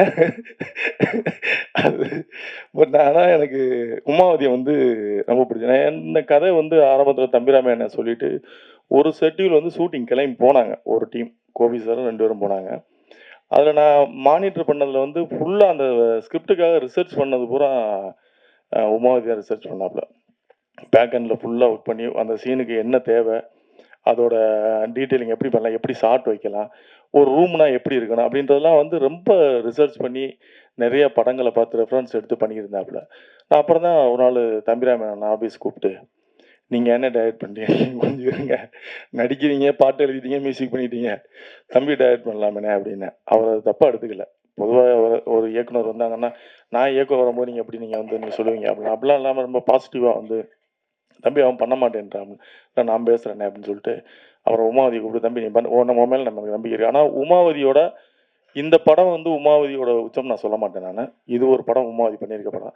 ஆனால் உமாவதிக்குள்ள நிறைய கிரியேட்டிவிட்டி இருக்குது, நிறைய திறமைகள் இருக்குது. அதுக்கான படம் வந்து கண்டிப்பாக நீ நெக்ஸ்ட் அமையும் நம்புகிறேன் நான். ஏன்னா இந்த படம் வந்து இது தம்பிராமேனனோட கதை, அவர் இயக்கியிருக்காரு. அதனால் இந்த பண்ணி வந்த உடனே இல்லை நீங்கள் உமாவதி பெரிய இயக்குனர்னு சொன்னீங்க, என்ன பெருசாக பண்ணிட்டாரு, என்ன இதில் பெரிய மேக்கிங்கில் பெருசாக, அப்படிலாம் கிடையாது. எனக்கு உமாவதி மேலே திறமை மேலே நம்பிக்கை இருந்தது. இந்த படத்தை இவர் எக்ஸிக்யூட் பண்ணால் சரியாக இருக்குன்னு நம்பினேன், அதை கொடுத்தேன். அப்போ என்ன பண்ணேன்னா, இவர் பண்ணதுக்கப்புறம் எனக்கு வந்து மாநாட்டில் நான் ரிச்சர்ட்கிட்ட என்னோட கேமராமேன் ரிச்சர்ட், எனக்கு ரொம்ப பிடிச்ச மாநாட்டில் எனக்கு பிடிச்ச டெக்னீஷியன்ஸ் வந்து ரிச்சர்ட் ஒன்று, art director Umesh, Silva master, Praveen கேள், நம்ம எடிட் பிரவீன், எனக்கு அந்த படத்தில் கிடச்ச கிஃப்ட்னு கூட சொல்லலாம். அவங்கெல்லாம் எனக்கு மிகவும் பிடிச்ச டெக்னீஷியன்ஸ். அப்படி அங்கே வேலை பார்க்கும்போது, ரிச்சர்ட்டை வேலை பார்க்கும்போது எனக்கு கேதர் வந்து நான் ஃபாலோ பண்ணுவேன். கேதர் தான் ஃபுல்லாக ஒர்க் பண்ணுவாப்புல. அங்கே பார்த்தா கேதர் தான் ஃபுல்லாக நிற்பாப்புல. எல்லா இடத்துலையும் வந்து கேதர் தான் நிற்பாப்புல. அதில் ஷார்ட் வைக்கலாம் ஃபுல்லாக கேதர் தான் பண்ணிட்டு இருந்தாப்புல. இப்போ கேதரோட சுறுசுறுப்பு எனக்கு பிடிச்சிருந்தது. உடனே கேதரோட ஏஜ் குரூப்பும் உமாதியோட ஏஜ் குரூப்பும் ஒரே மாதிரி இருக்குது, இவங்க 2 பேரும் சரியாக இருக்குன்னு சொல்லி கேதரை கொண்டு வந்து உமாதிட்ட சேர்த்து விட்டு, நீங்கள் 2 பேரும் பண்ணுங்கன்னே. கரெக்டாக அவங்க 2 பேரும் சிங்க் ஆகிட்டாங்க. அதுக்கப்புறம் அவங்க 2 பேரும் ஃபுல்லாக டிஸ்கஸ் பண்ணி ஃபுல்லாக அந்த படத்தை எக்ஸிக்யூட் பண்ணுறதுக்கு ஃபுல்லாக வேலை பார்த்தாங்க. அந்த வகையில் வந்து நான் நினச்சது மாதிரியே நடந்தது. அவங்க 2 பேரும் வந்து ஒர்க் பண்ண ஸ்டைலு எனக்கு பிடிச்சிருந்தது. கோவப்படாமல், ரொம்ப ஷூட்டிங் ஸ்பாட்டில் ரொம்ப ஒரு எமோஷனலாக இல்லாமல் நல்லா பொறுமையாக அழகாக டீல் பண்ணாங்க. தம்பிராமையானே அதுக்கு ஸ்பேஸ் கொடுத்தாரு. அவங்க ஒர்க் பண்ணுறதுக்கு நான் அவர்கிட்ட தம்பிராமையான்ட்ட பிடிச்ச விஷயம் என்னென்னா, அவர் ஸ்கிரிப்டை வந்து நான் ராமணனுக்கு பிறகு வந்து நான் பார்த்து வியந்தது. தம்பிராமையான்ட்ட என்ன வியந்தேன்னா, ராமண்ணங்கிட்ட பார்த்து நான் அதை வியந்திருக்கேன். ஸ்கிரிப்டை கையில் வச்சுக்க மாட்டார். டைலாக் அவர் ரோட்டில் சொல்லிகிட்டே இருப்பார். ஸ்கிரிப்ட் மணிவண்ணன் சார்ட்டே அதை நான் பார்த்துருக்கேன். அதுக்கப்புறம் வந்து நான் பார்த்தது வந்து அது தம்பிராமையான் தான். பவுண்டட் அந்த புக்கை படிக்கவே மாட்டார். டைலாக் கடற்கடன்னு சொல்லுவார். உமாதித்து வந்து, தம்பி இப்போ அந்த டைலாக் அப்புறம் அந்த டைலாக் தம்பி இதா தம்பி அப்படி சொல்லி எப்படி ஒரு ஃபுல் புக்கையும் மனப்படம் பண்ணிட்டு வர்றாரு அப்படின்ற அது அவரே எழுதுனதுனால. பக்கத்து மண்டபத்தில் யாராவது எழுதி கொடுத்து கொண்டு வந்திருந்தால் அது நடக்காது. அவரே உட்காந்து எழுதுனதுனால அது மனப்பாடமாக வச்சுருந்துருக்காரு. தம்பிராமையானனுக்கு இந்த இடத்துல நான் நன்றி சொல்ல கடமைப்பட்டிருக்கேன். அப்புறம் சமுத்திரக்கனி அண்ணன், எனக்கு சமுத்திரக்கனி அண்ணன் வந்து ரொம்ப நாள் எனக்கு பெருசாக பழக்கம்லாம் கிடையாது. மாநாடு டைமில் வந்து எனக்கு ஃபோன் பண்ணி வாழ்த்து தெரிவித்த 2 நடிகர்களில் ஒன்று சமுத்திரக்கனி அண்ணன், இன்னொன்று நம்ம தமிழக சூப்பர் ஸ்டார் ரஜினி சார். அவர் 2 நடிகர்கள் தான் எனக்கு வந்து ஃபோன் பண்ணி வாழ்த்து தெரிவித்த நடிகர்கள். அப்போ நான் சமுத்திரக்கனி அண்ணன் பழகிருக்கேன். சனுக்கு ஃபோன் பண்ணி வாழ்த்துனார், அவ்வளோதான். அதுக்கப்புறம் நான் சமுத்திரக்கனி அண்ணனை கேள்விப்படும் போதெல்லாம் என்ன சொல்லுவாங்கன்னா, எல்லாரும் வந்து அவர் படங்கள்லாம் நிறைய கருத்து சொல்கிறாருன்ற மாதிரி சோசியல் மீடியாலாம் நிறைய வரும். சமூக கருத்து சமுத்திரக்கனியெல்லாம் போடுவாங்க. நான் அதில் பார்த்துருக்கேன். அப்போ நான் இப்போ அதுக்கப்புறம் நான் அவரை பழகினதுக்கப்புறம் தான் நினச்சேன், கருத்து சொல்கிறதுக்கு தகுதியான மனிதர் அவர். ஒருத்தர் கருத்து எல்லாரும் சொல்லிட முடியாது. எல்லாரும் சொல்கிறதுக்குலாம் வர கருத்து சொல்கிறது. நான் சமீபத்தில் 2 பேரை படித்தேன். நான் நிறைய பேர்கிட்ட நான் அவங்களோட மைண்ட் ரீட் பண்ணுவேன். அவங்க சமீபத்தில் நான் 2 பேரை படிச்சிருக்கேன். ஒன்று சமுத்திரக்கனியா, இன்னொன்று மிஸ்கின். மிஸ்கின் அப்படி தான், அவர் ஒரு பலாப்பழம் மாதிரி. வெளியில் கரடு மோட்டாக இருக்கும். அவர் பேசுகிற பேச்செலாம் அவங்களுக்கு பிடிக்காது, எல்லாம் கோவப்படுவீங்க. ஸ்டேஜில் ஒரு மாதிரி அட்ராசிட்டியாக பேசுவார். ஆனால் அவர்கிட்ட பழகி பார்த்தீங்கன்னா அவருக்குள்ள ஒரு பெரிய குழந்தைத்தனம் இருக்கும். ஒரு வெகுள் யாரையும் வந்து பொறாமை இருக்காது. ரொம்ப குழந்தைத்தனமாக இருப்பார். ரொம்ப நல்ல மனிதன். அப்படி தான் நான் சமுத்திரக்கனி அண்ணன் பார்த்தேன். சமுத்திரக்கனி அண்ணன் வந்து கருத்து சொல்கிறதுக்கு ஒரு தகுதியான மனிதர் அப்படின்ற மாதிரி தான் பார்த்தேன். ரொம்ப நல்ல மனிதர். அவரை பற்றி நான் சொல்லணும்னா இன்னும் அவரும் நானும் பயணிக்க வேண்டிய தூரம் நிறையா இருக்குது. நிறைய மேடைகள் இருக்குது. அந்த மேடைகளில் நான் அவரை பற்றி பேச வேண்டிய ஒரு மேடை கண்டிப்பாக வரேன். அந்த மேடையில் நான் கண்டிப்பாக அவரை பற்றி இன்னும் டீட்டெயிலாக பேசுவேன். ஏன்னா எப்போவுமே வந்து ஒரு நல்ல விஷயத்தை வந்து நம்ம கெட்ட விஷயத்தை ஷேர் பண்ணுறோட நல்ல விஷயத்தை ஷேர் பண்ணணும். அப்படி வந்து எனக்கு வந்து சமீபத்தில் பிடிச்ச 2 பேரில் அவங்க 2 பேரை நான் சொல்லுவேன். நான் மிஸ்கின் அந்த மேடையில் இல்லை, இருந்தாலும் எனக்கு சமீபத்தில் பிடிச்ச 2 பேரில் அவங்கள நான் சொல்கிறேன். அதுக்கப்புறம் நான் கேதர் சொல்லிட்டேன். அதுக்கப்புறம் அந்த படத்தில் நடித்த ஸ்வேதா, சுபா, இவங்க 2 பேரும் அவர் அண்ணன் தான் ஹீரோன்னு தெரிஞ்சேன். அவர் நடிக்கிறார். அதை ஒத்துக்கிட்டு நடித்ததுக்கு உங்கள் 2 பேருக்கு வந்து ரொம்ப நன்றிம்மா. அதாவது எப்போவுமே வந்து ஸ்கிரிப்டை தான் நம்ம நம்பணும். அதில் யார் நடிக்கிறான்றதை விட, அது என்ன கதாபாத்திரன்றத விட ஸ்கிரிப்டை நம்பி நடித்தா நம்ம ஈஸியாக ஜெயிச்சிடலாம். நீங்கள் அவங்களோட நடிப்பேன், இவங்களோட நடிப்பேன் அப்படின்லாம் நீங்கள் நடித்து இங்கே சைன் பண்ணுறது ரொம்ப கஷ்டம். ஸோ அந்த வகையில் உங்களுக்கும் என்னுடைய நன்றி. அப்புறம் அந்த வெற்றிக்குமரன், அவர் நமக்கு யாருக்கும் நம்ம கம்பெனி ஆர்டிஸ்ட் மாதிரி நம்ம படத்தில் எல்லா படத்துலையும் இருப்பார். அவருக்கும் என்னுடைய நன்றி. அப்புறம் அண்ணன் ஹுமாயூன், அவர் வந்து ஒரு கல்வியாளர். நிறைய கல்லூரிகள் வச்சுருக்காரு. யாருக்காவது சீட்டு வேணுன்னா போகலாம். இன்ஜினியரிங் சீட்டு, ஆர்ட் காலேஜ் சீட்டு, எது வேணாலும் வச்சுருக்காரு. போகலாம். அவர் இந்த படத்தில் ஒரு சிறிய கதாபாத்திரம் நடிச்சிருக்காரு, நம்முடைய அருமை அண்ணன் ஹுமாயூன் கபீர். அப்புறம் தம்பி சாட்டை துரைமுருகன், சொல்லும் போல் அவர் நீதிபதியாகவே நடிச்சிட்டாரு. நடித்து முடிச்சு வந்துட்டார். அவருக்கும் இந்த நேரத்தில் நான் நன்றியை சொல்லிக்கிறேன். அப்புறம் தம்பி முபாசிர்கிட்ட வந்து ஒரு நான் நிறைய பேரை பார்க்கும்போது முபாசிட்டையும் ஒரு சின்ன ஒரு இது இருக்குன்னு, ஆனால் முபாசிக்கு சரியான வந்து ஒரு ஸ்பேஸ் இல்லை, கிடைக்கல. அவர் ஜெயிக்கிறது மாதிரி ஒரு ஸ்கிரிப்ட் அவருக்கு வரல. அந்த மாதிரி வரும்னு நான் நம்புகிறேன். கண்டிப்பாக முபாசிர் வந்து அந்த மாதிரி ஒரு ஸ்கிரிப்டில் வந்து ஜெயிக்கணும்னு நான் இறைவனை வேண்டிக்கிறேன். அப்புறம் மாலிக்கு, அதுக்கப்புறம் நவயோகி தேவி, நவதேவி வந்து நம்ம படத்தோட காஸ்டியூம் டிசைனர். நான் ரொம்ப கோஆப்ரேட் பண்ணி ஒர்க் பண்ணாங்க. அவங்களுக்கு என்னோட நன்றி. அப்புறம் என்னோட தம்பி எடிட்டர் சுதர்சன், அவன் நான் தான் அறிமுகப்படுத்தினேன். இந்த படத்துலையும் அவன் வந்து எடிட்டர் ஒர்க் பண்ணியிருக்கான். அவனுக்கும் என்னுடைய நன்றி. அப்புறம் ஆர்ட் டைரக்டர் வைரபாலன் நல்ல ஒத்துழைப்பு கொடுத்து தம்பிராமனுக்கு நல்ல சிங்கான. நான் அவர்கிட்ட தம்பிராமன் சொல்லிட்டேன், உங்களுக்கு யாரை பிடிக்குதோ அவரை வச்சுக்கோங்க ஆர்ட் டைரக்டராக. இல்லைன்னா எதுலேயுமே நான் வந்து மேக்ஸிமம் வந்து கிரியேட்டிவிட்டிக்குள்ளே உள்ளே போக மாட்டேன். கதை கேட்குறோட சரி, அதுக்கப்புறம் கிரியேட்டிவிட்டிக்குள்ளே அவங்களுக்கு ஃப்ரீடம் கொடுத்துருவேன். நீங்கள் அதுக்கப்புறம் டிஸ்டர்ப் பண்ண மாட்டேன். அந்த கதை கேட்கும்போது எனக்கு என்னென்ன டவுட்லாம் இருக்குன்னு கேட்டுப்பேன். எக்ஸிக்யூட் பண்ணுறதுக்கு முன்னாடி எல்லாம் கேட்டுப்பேன். ஒன்லி அவங்க ஸ்பாட்டுக்கு போயிட்டாங்கன்னா அப்புறம் டிஸ்டர்ப் பண்ண மாட்டேன், விட்டுருவேன். அப்படி அவர் விருப்பத்துக்கு தான் அவர் விட்டேன். சிறப்பாக செஞ்சார். அதுக்கப்புறம் நான் என்னுடைய மூர்த்தி அண்ணன், அவர் அந்த படத்தில் வந்து ஒரு சிறப்பான கதை.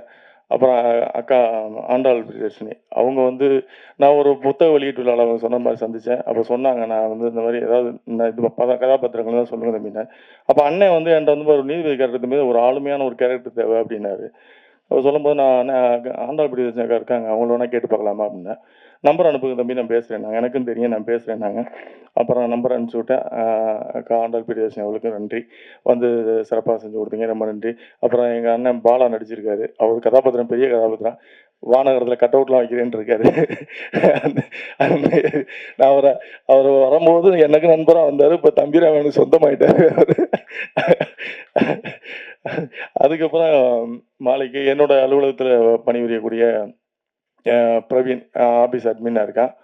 ஸோ எப்போவுமே நம்ம பக்கத்தில் இருக்கவங்களுடைய வேல்யூ நமக்கு தெரியாதுன்னு சொல்லுவாங்க. அந்த மாதிரி அவன் வந்து நடிப்பான், இவ்வளோ வரைக்கும் நடிப்பான்லாம் நான் எதிர்பார்க்கல. நான் அனுப்பிச்சது முபாசிரையும் பிரவீனையும் சேர்த்து அனுப்பிச்சேன். தம்பிராமன்ட்டு 2 பேரில் உங்களுக்கு யாராவது வேறு வேணா சூஸ் பண்ணிக்கணும்னு அவர் பிரவீனை சூஸ் பண்ணியிருந்தார். அதுக்கப்புறம் அவன் நடித்ததுக்கப்புறம் தான் தெரிஞ்சது மிகச்சிறப்பாக பண்ணியிருந்தான். அவனுடைய கதாபாத்திரத்தை சிறப்பாக பண்ணியிருந்தான். ரொம்ப சந்தோஷமாக இருக்குது. நம்மக்கிட்ட வேலை பார்த்து நம்மக்கிட்ட ஆஃபீஸ் அட்மினாக இருந்து திரும்ப வந்து அவன் நான் தான் மிகமுகத்தில் ஒரு சின்ன கேரக்டர் ஆள் நெஞ்சில் நிச்சயமாக இருந்தேன். அதுக்கப்புறம் இப்போ வந்து ஒரு கதாபாத்திரமாக முதன்மை கதாபாத்திரமாக பண்ணியிருக்கான்றது வந்து ரொம்ப சந்தோஷம். நம்ம இடத்துல ஏன்னா நம்ம கூட இருக்கவங்க வந்து அடுத்த லெவலுக்கு வளரும்போது அது நமக்கு வந்து ஒரு சந்தோஷம். நம்ம அலுவலகத்திலேருந்து ஒருத்தர் வெளியே போகிறாங்க, நல்லா இருக்காங்க அப்படின்னா அது நமக்கு சந்தோஷம். அந்த சந்தோஷத்தை கொடுத்ததுக்கு அவனுக்கும் என்னுடைய நன்றி. அதுக்கப்புறம் எனக்கு வந்து நிதி உதவி வழங்கி என்னுடைய பிஆர்ஓ ஜான், எனக்கு 2011 என் கூட தொடர்ந்து பயணிக்கிற என்னோட சகோதரனா, என்னோட எல்லா இதுலேயும் வந்து பயணிக்கிற ஜானுக்கு நன்றி. அப்போ ரொம்ப முக்கியமான ஆளை மறந்துட்டேன், என்னுடைய அன்பு சகோதரன் கிறிஸ். இதில் வந்து ஆக்சுவலாக வந்து கிறிஸ் வந்து நீங்கள் பாடகராக வந்து சைன் பண்ண எல்லாம் இது நல்ல பாடகர், நிறைய நிகழ்ச்சிகள் பண்ணுறாரு. இந்த படத்தில் ஒரு நல்ல நடிகரை பார்ப்பீங்க. ரகுவரன் சாரோட இன்னொரு வருஷனை பண்ணியிருப்பாப்புல, ரொம்ப சிறப்பாக பண்ணியிருப்பாப்புல கிரீஸ் வந்து. இதுக்கப்புறம் ஆனால் நான் சொன்னேன், துபாயில் பார்த்து அவங்க ஒய்ஃப்ட்ட சொன்னேன், சங்கீதாட்ட சொன்னேன், அவங்க வீட்டுக்கார நல்லா நடிச்சிருக்காருங்க அப்படின்னு. நம்பவே மாட்டேன், நான் நம்ப மாட்டேன் அப்படின்னா, உண்மையாகவே நடிச்சிருக்காப்புல. இல்லை நான் நம்ப மாட்டேன் அப்படின்ட்டாங்க. படம் வந்ததுக்கப்புறமா கூட்டு போய் காட்டுங்க, படத்தை காட்டுங்க. அவர்களுக்கும் என்னுடைய நன்றி, ஜானுக்கு என்னுடைய நன்றி. அப்புறம் எனக்கு என்னுடைய நிறுவனத்துக்கு பேக் போனாக இருந்து செயல்படக்கூடிய என்னுடைய ஆடிட்டர் பாலமுருகன் சார் அவர்களுக்கும் இந்த நேரத்தில் நன்றி. என்னுடைய வழக்கறிஞர் விஜயன் சுப்பிரமணியம் அவர்களுக்கும் இந்த நேரத்தில் நன்றி. எனக்கு என்னுடைய நிறுவனத்திற்கு பொருளாதார உதவி அதான் மெயின், அதுலேயும் நான் ஒன்றும் பண்ண முடியாது. அது வழங்கி எனக்கு சப்போர்ட் பண்ணுற திருப்பூர் சுப்பிரமணியனாக இருக்கட்டும், அண்ணன் பாலசுப்ரமணியன், அருண், அப்புறம் தர்மா, தம்பி தர்மா, எல்லாருக்குமே வந்து இந்த இடத்துல நன்றியை தெரிவிச்சுக்கிறேன். அப்புறம் என்னோடய நண்பர்கள் அங்கே வந்திருக்க பாலசிங்கம், முத்து, வேலாயுதம் அவர்களுக்கும் நான் நன்றி தெரிவிச்சுக்கிறேன். இவ்வளோ நேரம் வந்து நீங்கள் பொறுமையாக இருந்து என்னுடைய ஒவ்வொரு வளர்ச்சியிலையும் நீங்கள் கூட இருந்திருக்கீங்க. உங்கள் அனைவருக்கும் நான் நன்றி சொல்ல கடமைப்பட்டிருக்கேன். என்ன படத்தை பற்றி நான் எதுவுமே பேசலை, படத்தை பற்றி பேசுகிறதுக்கு ஒன்றும் கிடையாது. அதாவது என்னென்னா வந்து படம் எடுப்பது எங்களுடைய கடமை. அதாவது வந்து ஒரு சிறந்த படத்தை தேர்ந்தெடுத்து எடுக்கிறோம், அது நல்ல படம் இல்லைன்றது வந்து அதோட வெற்றி தான் தீர்மானிக்குது. எங்களுக்கு நல்லதாக தெரியும், உங்களுக்கு வேறு மாதிரி தெரியும். ஸோ வெற்றி தான் ஒரு படத்தை நல்ல படம், கெட்ட படம், பெரிய படம், சின்ன படம்ன்றதெல்லாம் வந்து அந்த படத்தோட வெற்றி தான் தீர்மானிக்கும், நம்ம பட்ஜெட் தீர்மானிக்காது. அப்படி இந்த படம் ஒரு நல்ல படம், ஒரு மனிதனோட வாழ்வியல், இது மற்றவங்களுக்கும் பிரயோஜனமாக இருக்குது. அதாவது இந்த கதையை சூஸ் பண்ணது காரணமே இது நிறைய பேருக்கு வந்து இது ஒரு வாழ்க்கை பாடமாக இருக்கும். இது ஒரு புத்தகம் மாதிரி, நம்ம வாழ்க்கையை படித்து தெரிஞ்சுக்கலாம் அப்படின்றது மாதிரி ஒரு இது எடுத்தது தான். இது உங்களுக்கு பிடிச்சிருந்தா நீங்கள் வந்து உங்களுடைய இந்த ட்ரைலருக்கே நீங்கள் கூட விமர்சனம் எழுதி நீங்கள் சப்போர்ட் பண்ணலாம். உங்களுக்கு படத்தை பார்த்துட்டு பிடிச்சிருக்கான்னு சொல்லுங்கள். ஏன்னா நாங்கள் படத்தை பற்றி பெருசாக பேச விரும்பல. படத்தை பார்த்துட்டு 29 ஆக்சுவலாக அந்த படம் வந்து 13 வெளியிடலான் இருக்கோம். 29 நாங்கள் அனௌன்ஸ் பண்ணியிருந்தோம். 29 வந்து 4-5 நாள் தான் வருது. புஷ்பா 2 வர்றதுனால எங்களால் வந்து அந்த டைமில் ரிலீஸ் பண்ணால் சரியாக இருக்காதுன்றதுனால டிசம்பர் 13 மாற்றிருக்கோம். டிசம்பர் 13 நீங்கள் பார்த்துட்டு வந்து உங்களுடைய கருத்துக்களுக்காகவும் மக்களுடைய எதிர்பார்ப்புக்காகவும் ஒரு பரீட்சை எழுதி காத்திருக்கிற மாணவர் மாதிரி நாங்கள் காத்திருக்கோம். உங்களுடைய விமர்சனங்கள் உங்களுடைய அதாவது நல்ல விமர்சனங்களை ஏற்றுக்கிறதுக்கு தயாராக இருக்கும். அதாவது நேர்மையான விமர்சனங்களை ஏற்றுக்கொள்ள தயாராக இருக்கும். ஏன்னா உங்கள் விமர்சனங்களை தான் எங்களை அடுத்த கட்டத்துக்கு நகர்த்தும் நம்புகிறோம். 13ஆம் தேதிக்காக நாங்கள் காத்திருக்கோம். நிச்சயமாக வந்து இது வெற்றி பெறமாக அமையும் நம்புகிறேன். இவ்வளோ வந்துட்டு கடைசியாக கம்பேர் பண்ண ஆண்ட்ரஸ் அவர் இந்த படத்தில் ஒரு நல்ல கதாபாத்திரம் பண்ணியிருக்காரு. அவருக்கும் என்னுடைய நன்றியை தெரிவிச்சுக்கிறேன்.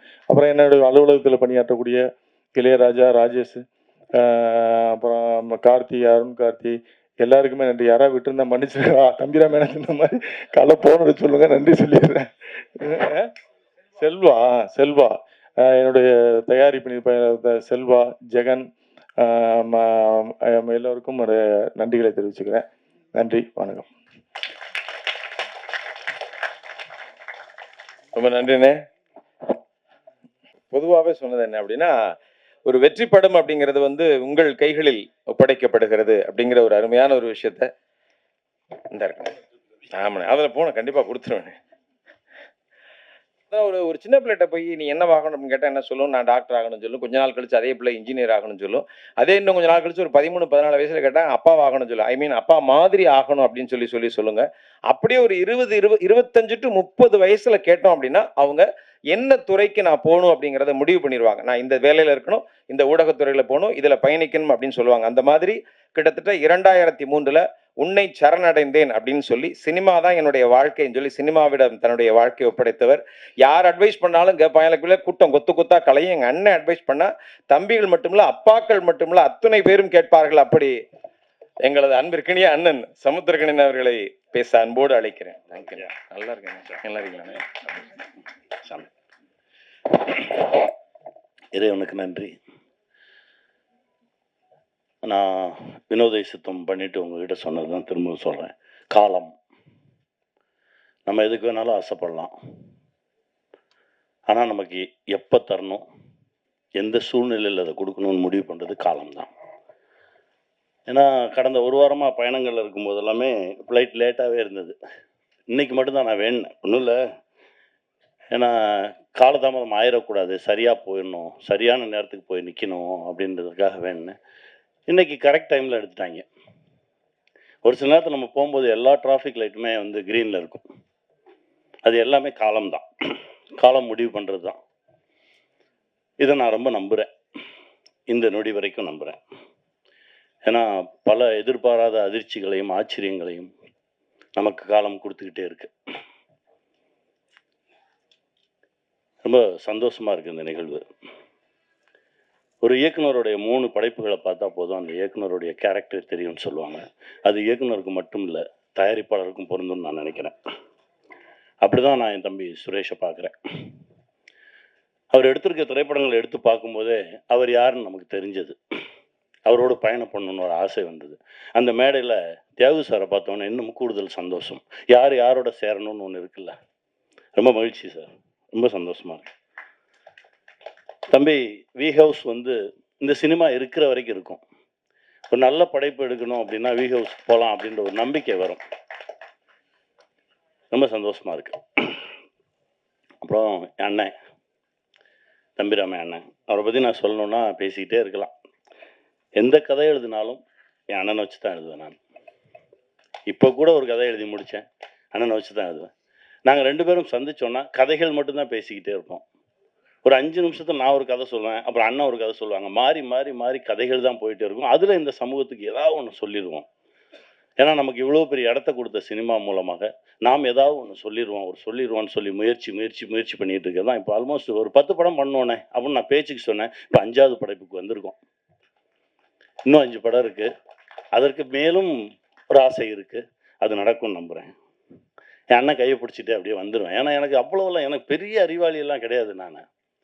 ஏன்னா அடிக்கடி நான் சொல்லிக்கிட்டே இருப்பேன், கொஞ்சம் இன்னசென்ட்டாக இருங்க, ஒரு சில விஷயம் தெரியாமல் இருக்கட்டும். ஏன்னா நிறைய விஷயம் தெரியாமல் இருக்கிறவன் ஜெயிச்சிருவான். நீங்கள் கவனிச்சு பார்த்தீங்கன்னா தெரியும். எனக்கு எல்லாம் தெரியும்னு சொல்கிறவன் தான் மாட்டிட்டு எங்கேயா முட்டிச்சந்தில் நின்றுட்டு இருப்பான். எனக்கு ஒன்றுமே தெரியாதுங்க, நான் அப்படியே போகிறேன், போகும்போது யாராவது வந்து என் கையை பிடிச்சி கூட்டிகிட்டு போயிடுவாங்க அப்படின்னு நான் நிறையா நம்புகிறவன். அப்படி தான் இந்த மொமெண்ட் வரைக்கும் என் வாழ்க்கையில் நடந்திருக்கு. அதை இன்னும் நான் நம்புகிறேன். அதுவும் என் அண்ணன் கையை பிடிச்சிட்டு நான் போகும்போது ரொம்ப தைரியமாக போவேன். இந்த உலகத்தில் நான் எந்த டாபிக் பேசினாலும் என் அண்ணங்கிட்ட பேசலாம். நீங்கள் அரசியலா பேசலாம், சினிமாவா பேசலாம், இலக்கியமா பேசலாம், எது பேசினாலும் அண்ணன் அதுலேருந்து தனியாக மொத்தமாக இப்போ நடிகராக இருக்காரா அது அப்படியே தள்ளி வச்சுட்டு இலக்கியவாதி ஆவார், ஒரு அரசியல்வாதி ஆவார். எல்லாமே புள்ளி விவரத்தோடு இருக்கும். அப்படி ஒரு அண்ணன், ஒரு லைப்ரரி மாதிரி தான் என் அண்ணனை நான் பார்ப்பேன். என் தகப்பனாக பார்த்துருக்கேன், என் அண்ணனாக பார்த்துருக்கேன், ஒரு குருவாக பார்த்துருக்கேன். நான் எப்படி பார்த்தாலும் எனக்கு அப்படி தெரிவார். அதுதான் என் அண்ணன். ரொம்ப சந்தோஷம்ண்ணே, இந்த காலகட்டத்தில் உங்களோட பயணப்படுறது ரொம்ப மகிழ்ச்சியாக இருக்குண்ணே. என் பிள்ளை அதாவது இவரோட ஒரு படம் நான் நடித்தேன். ஆட்டோ இருக்குல்ல, ஆட்டோ போயிட்டு இருக்கும்போது இந்த வாசல் வழியாக கிளம்பி அந்த வாசல் வழியாக வரணும். வந்தார். எப்படி எந்த டைமிங்கில் பண்ணுறாரு ஒன்றுமே புரியல. அதற்கு பிறகு ஒரு ஷார்ட் கம்போஸ் பண்ணியிருக்காங்க. கார் வரும், கார் இவர் வந்து அப்படியே காரை தாண்டி நான் வரேன்றாரு. அண்ணன் சொல்கிறாரு, இது கனி சொல்கிறா, அவனை பண்ண வேணான்னு சொல்லு, இல்லைன்னா டூப் வச்சு பண்ணலான்னு சொல்லு, ரோப் கட்டிக்க சொல்லு அப்படின்னு. ஞாபகம் இருக்கா? நான் கூப்பிட்டு இப்படியே எப்படி சொல்கிறது, நான் சொல்கிறேன், தம்பி வேணாமே, ரோப்பு கட்டிக்கலாமே. இல்லை நான் வந்துடுவேன். அந்த நம்பிக்கை இருக்குல்ல, அதாவது ரொம்ப தகுதியான ஒரு நடிகன். ஃபைட்டாக பண்ணுவார், டான்ஸாக பண்ணுவார், நடிக்கணுமா சூப்பராக நடிப்பான். எல்லா தகுதியும் இருந்து என் தம்பிக்கு சரியான ஒரு கதவு திறக்கலையே அப்படின்னு நினச்சிருந்தேன். முதல் கதவு திறந்தது எங்கள் அர்ஜுன் சார் மூலமாக. ரொம்ப சந்தோஷமாக இருந்தது. ஐஷு வந்தாங்க. ரெண்டாவது கதவு இது, இயக்குனராக அடியெடுத்து வச்சுருக்கான். இதற்கு பிறகு நான் தான் சொல்லிக்கிட்டே இருப்பேன், பார்க்கும்போதெல்லாம் சொல்லுவேன், நீயே எழுது, உன்னுடைய ப்ளஸ் என்ன, உன்னுடைய மைனஸ் என்ன ஒதுக்கி வச்சிரு, உன்னுடைய ப்ளஸ்ஸை வச்சு எழுது, கூடவே நிற்கிறேன், எடுப்போம், நம்முடைய எல்லா தகுதிகளையும் வச்சு சரியான ஒரு படைப்பை கொடுப்போம். அடுத்த படைப்பு அதுவாக இருக்கணும்னு நான் ஆசைப்பட்றேன். செய்வோம். ஏன்னா அவருடைய உழைப்புக்கும் ஒழுக்கத்துக்கும் இன்னும் பெரிய பெரிய தளங்களில் என் தம்பி வந்து நிற்பான். கூடவே நானும் நிற்பேன். வாழ்த்துக்கள் தம்பி. வாழ்த்துக்கள். ராஜா கிளி, எங்கள் அண்ணன் பல முறை பேசும்போது பல கதைகள் சொல்லியிருக்கான்னு சொல்லல, அந்த மாதிரி இது ஒரு கதை. நிறைய நிஜங்கள் பேசக்கூடிய ஒரு கதை. நான் சொல்கிற மாதிரி தான் ஒரு காலம் மனிதனை எங்கெல்லாம் கொண்டு போய் நிறுத்துது. நீங்கள் எவ்வளவு நல்லவங்களா வேணாலும் இருங்க, ஆனால் இந்த உலகத்திலிருந்து தப்பிச்சு போயிடவே முடியாது. என் நண்பன் தாமிரா ஒரு கவிதை எழுதினான், இந்த உலகில் இருந்து யாரும் அவ்வளவு எளிதில் தப்பி சென்று விட முடியாது, நீ பதில் சொல்லிட்டு தான் போகணும். அப்படிதான் இந்த கதை. இவ்வளோ சொன்ன போதும் இல்லைண்ணே, இதுக்கு மேலே பேசணும். இதுதான், காலத்துக்கிட்ட பதில் சொல்லாமல் யாருமே தப்பிச்சு போயிட முடியாது. ஒரு காலம் நம்மளை எங்கெல்லாம் கொண்டு போய் நிறுத்தும். அதனால் முடிஞ்ச வரைக்கும் உண்மையாக இருந்துருங்க, எளிமையாக இருந்துருங்க. காலம் நம்மளை கைப்பிடித்து தூக்கி செல்லும். வெல்வோம். வாழ்த்துக்கள். நன்றிண்ணே. அடுத்ததா வந்து சுதந்திர 5 ஆண்டுகளுக்கு பிறந்தாரு. ஆகஸ்ட் மாதம் 15ஆம் தேதி பிறந்ததுனால என்னன்னு தெரியல, தாயின் மணிக்கொடி தாயின் மணிக்கொடி சொல்லுது ஜாய் ஹிந்த் அப்படின்னு அவருடைய நாடி நரம்பு ரத்தம் எல்லாத்துலயும் இந்தியா என்ற உணர்வோடு இருக்கக்கூடியவர். சார், நீங்க வந்து ஒரு நாள் முதல்வரா நடிச்சீங்க, ஆனா ஆக்ஷன் எடுத்தீங்கன்னா நீங்க தான் என்றுமே எங்கள் மனதில் முதல்வர். எங்களது அன்பிற்கினிய ஆக்ஷன் கிங் டாக்டர் அர்ஜுன் அவர்களை அன்போடு பேச அழைக்கிறேன்.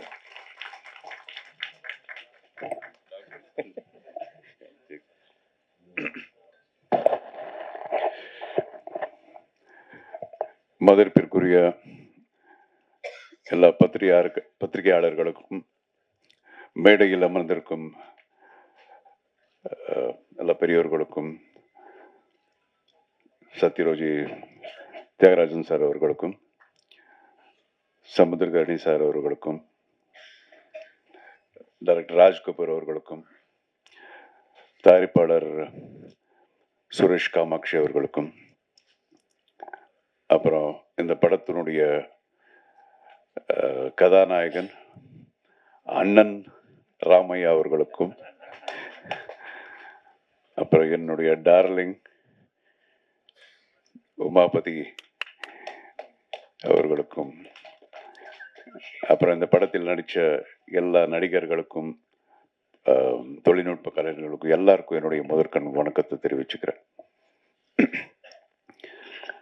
இந்த படத்தில் நான் நடிக்கலைன்னாலும் இது வந்து எனக்கு ரொம்ப ஸ்பெஷல் மூவி.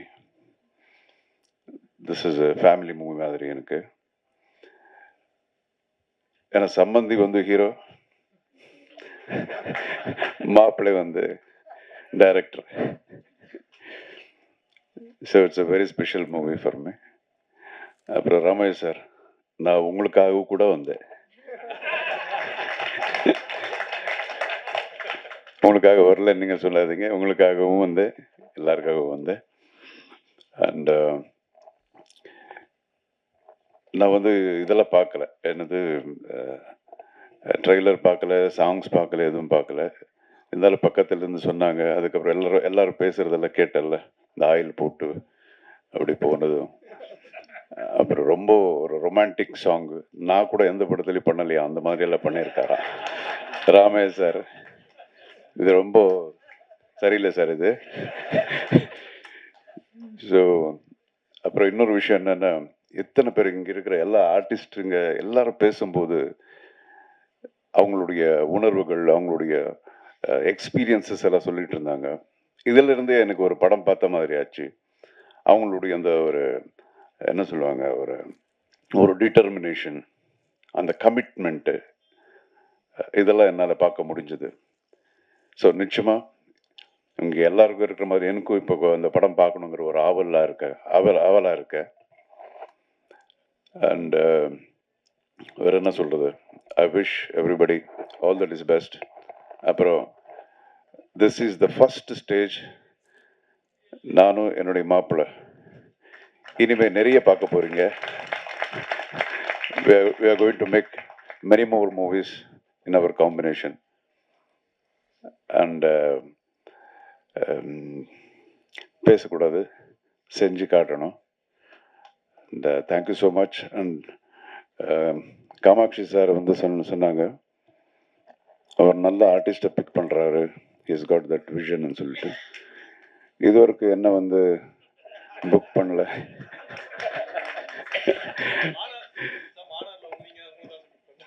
அப்படியா, சரி மன்னிச்சிருங்க. Anyway, sir, thank you so much. All the best. God bless everyone. And I wish my Maapla all the best.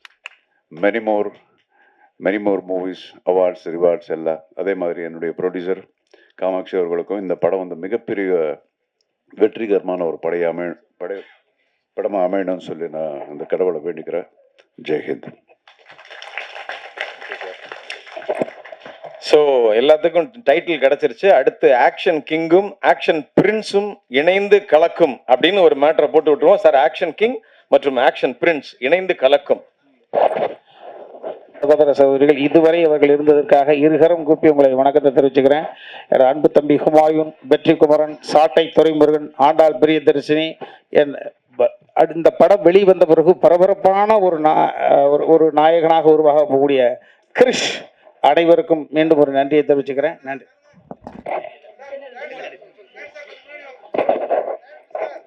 Aishwarya Arjun அவர்களை அன்போடு மேடைக்கு அழைக்கிறோம்.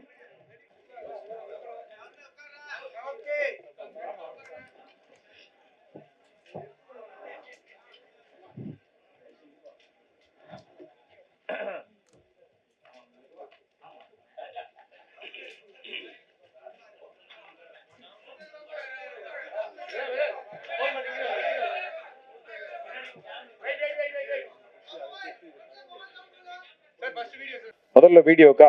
ஓகே.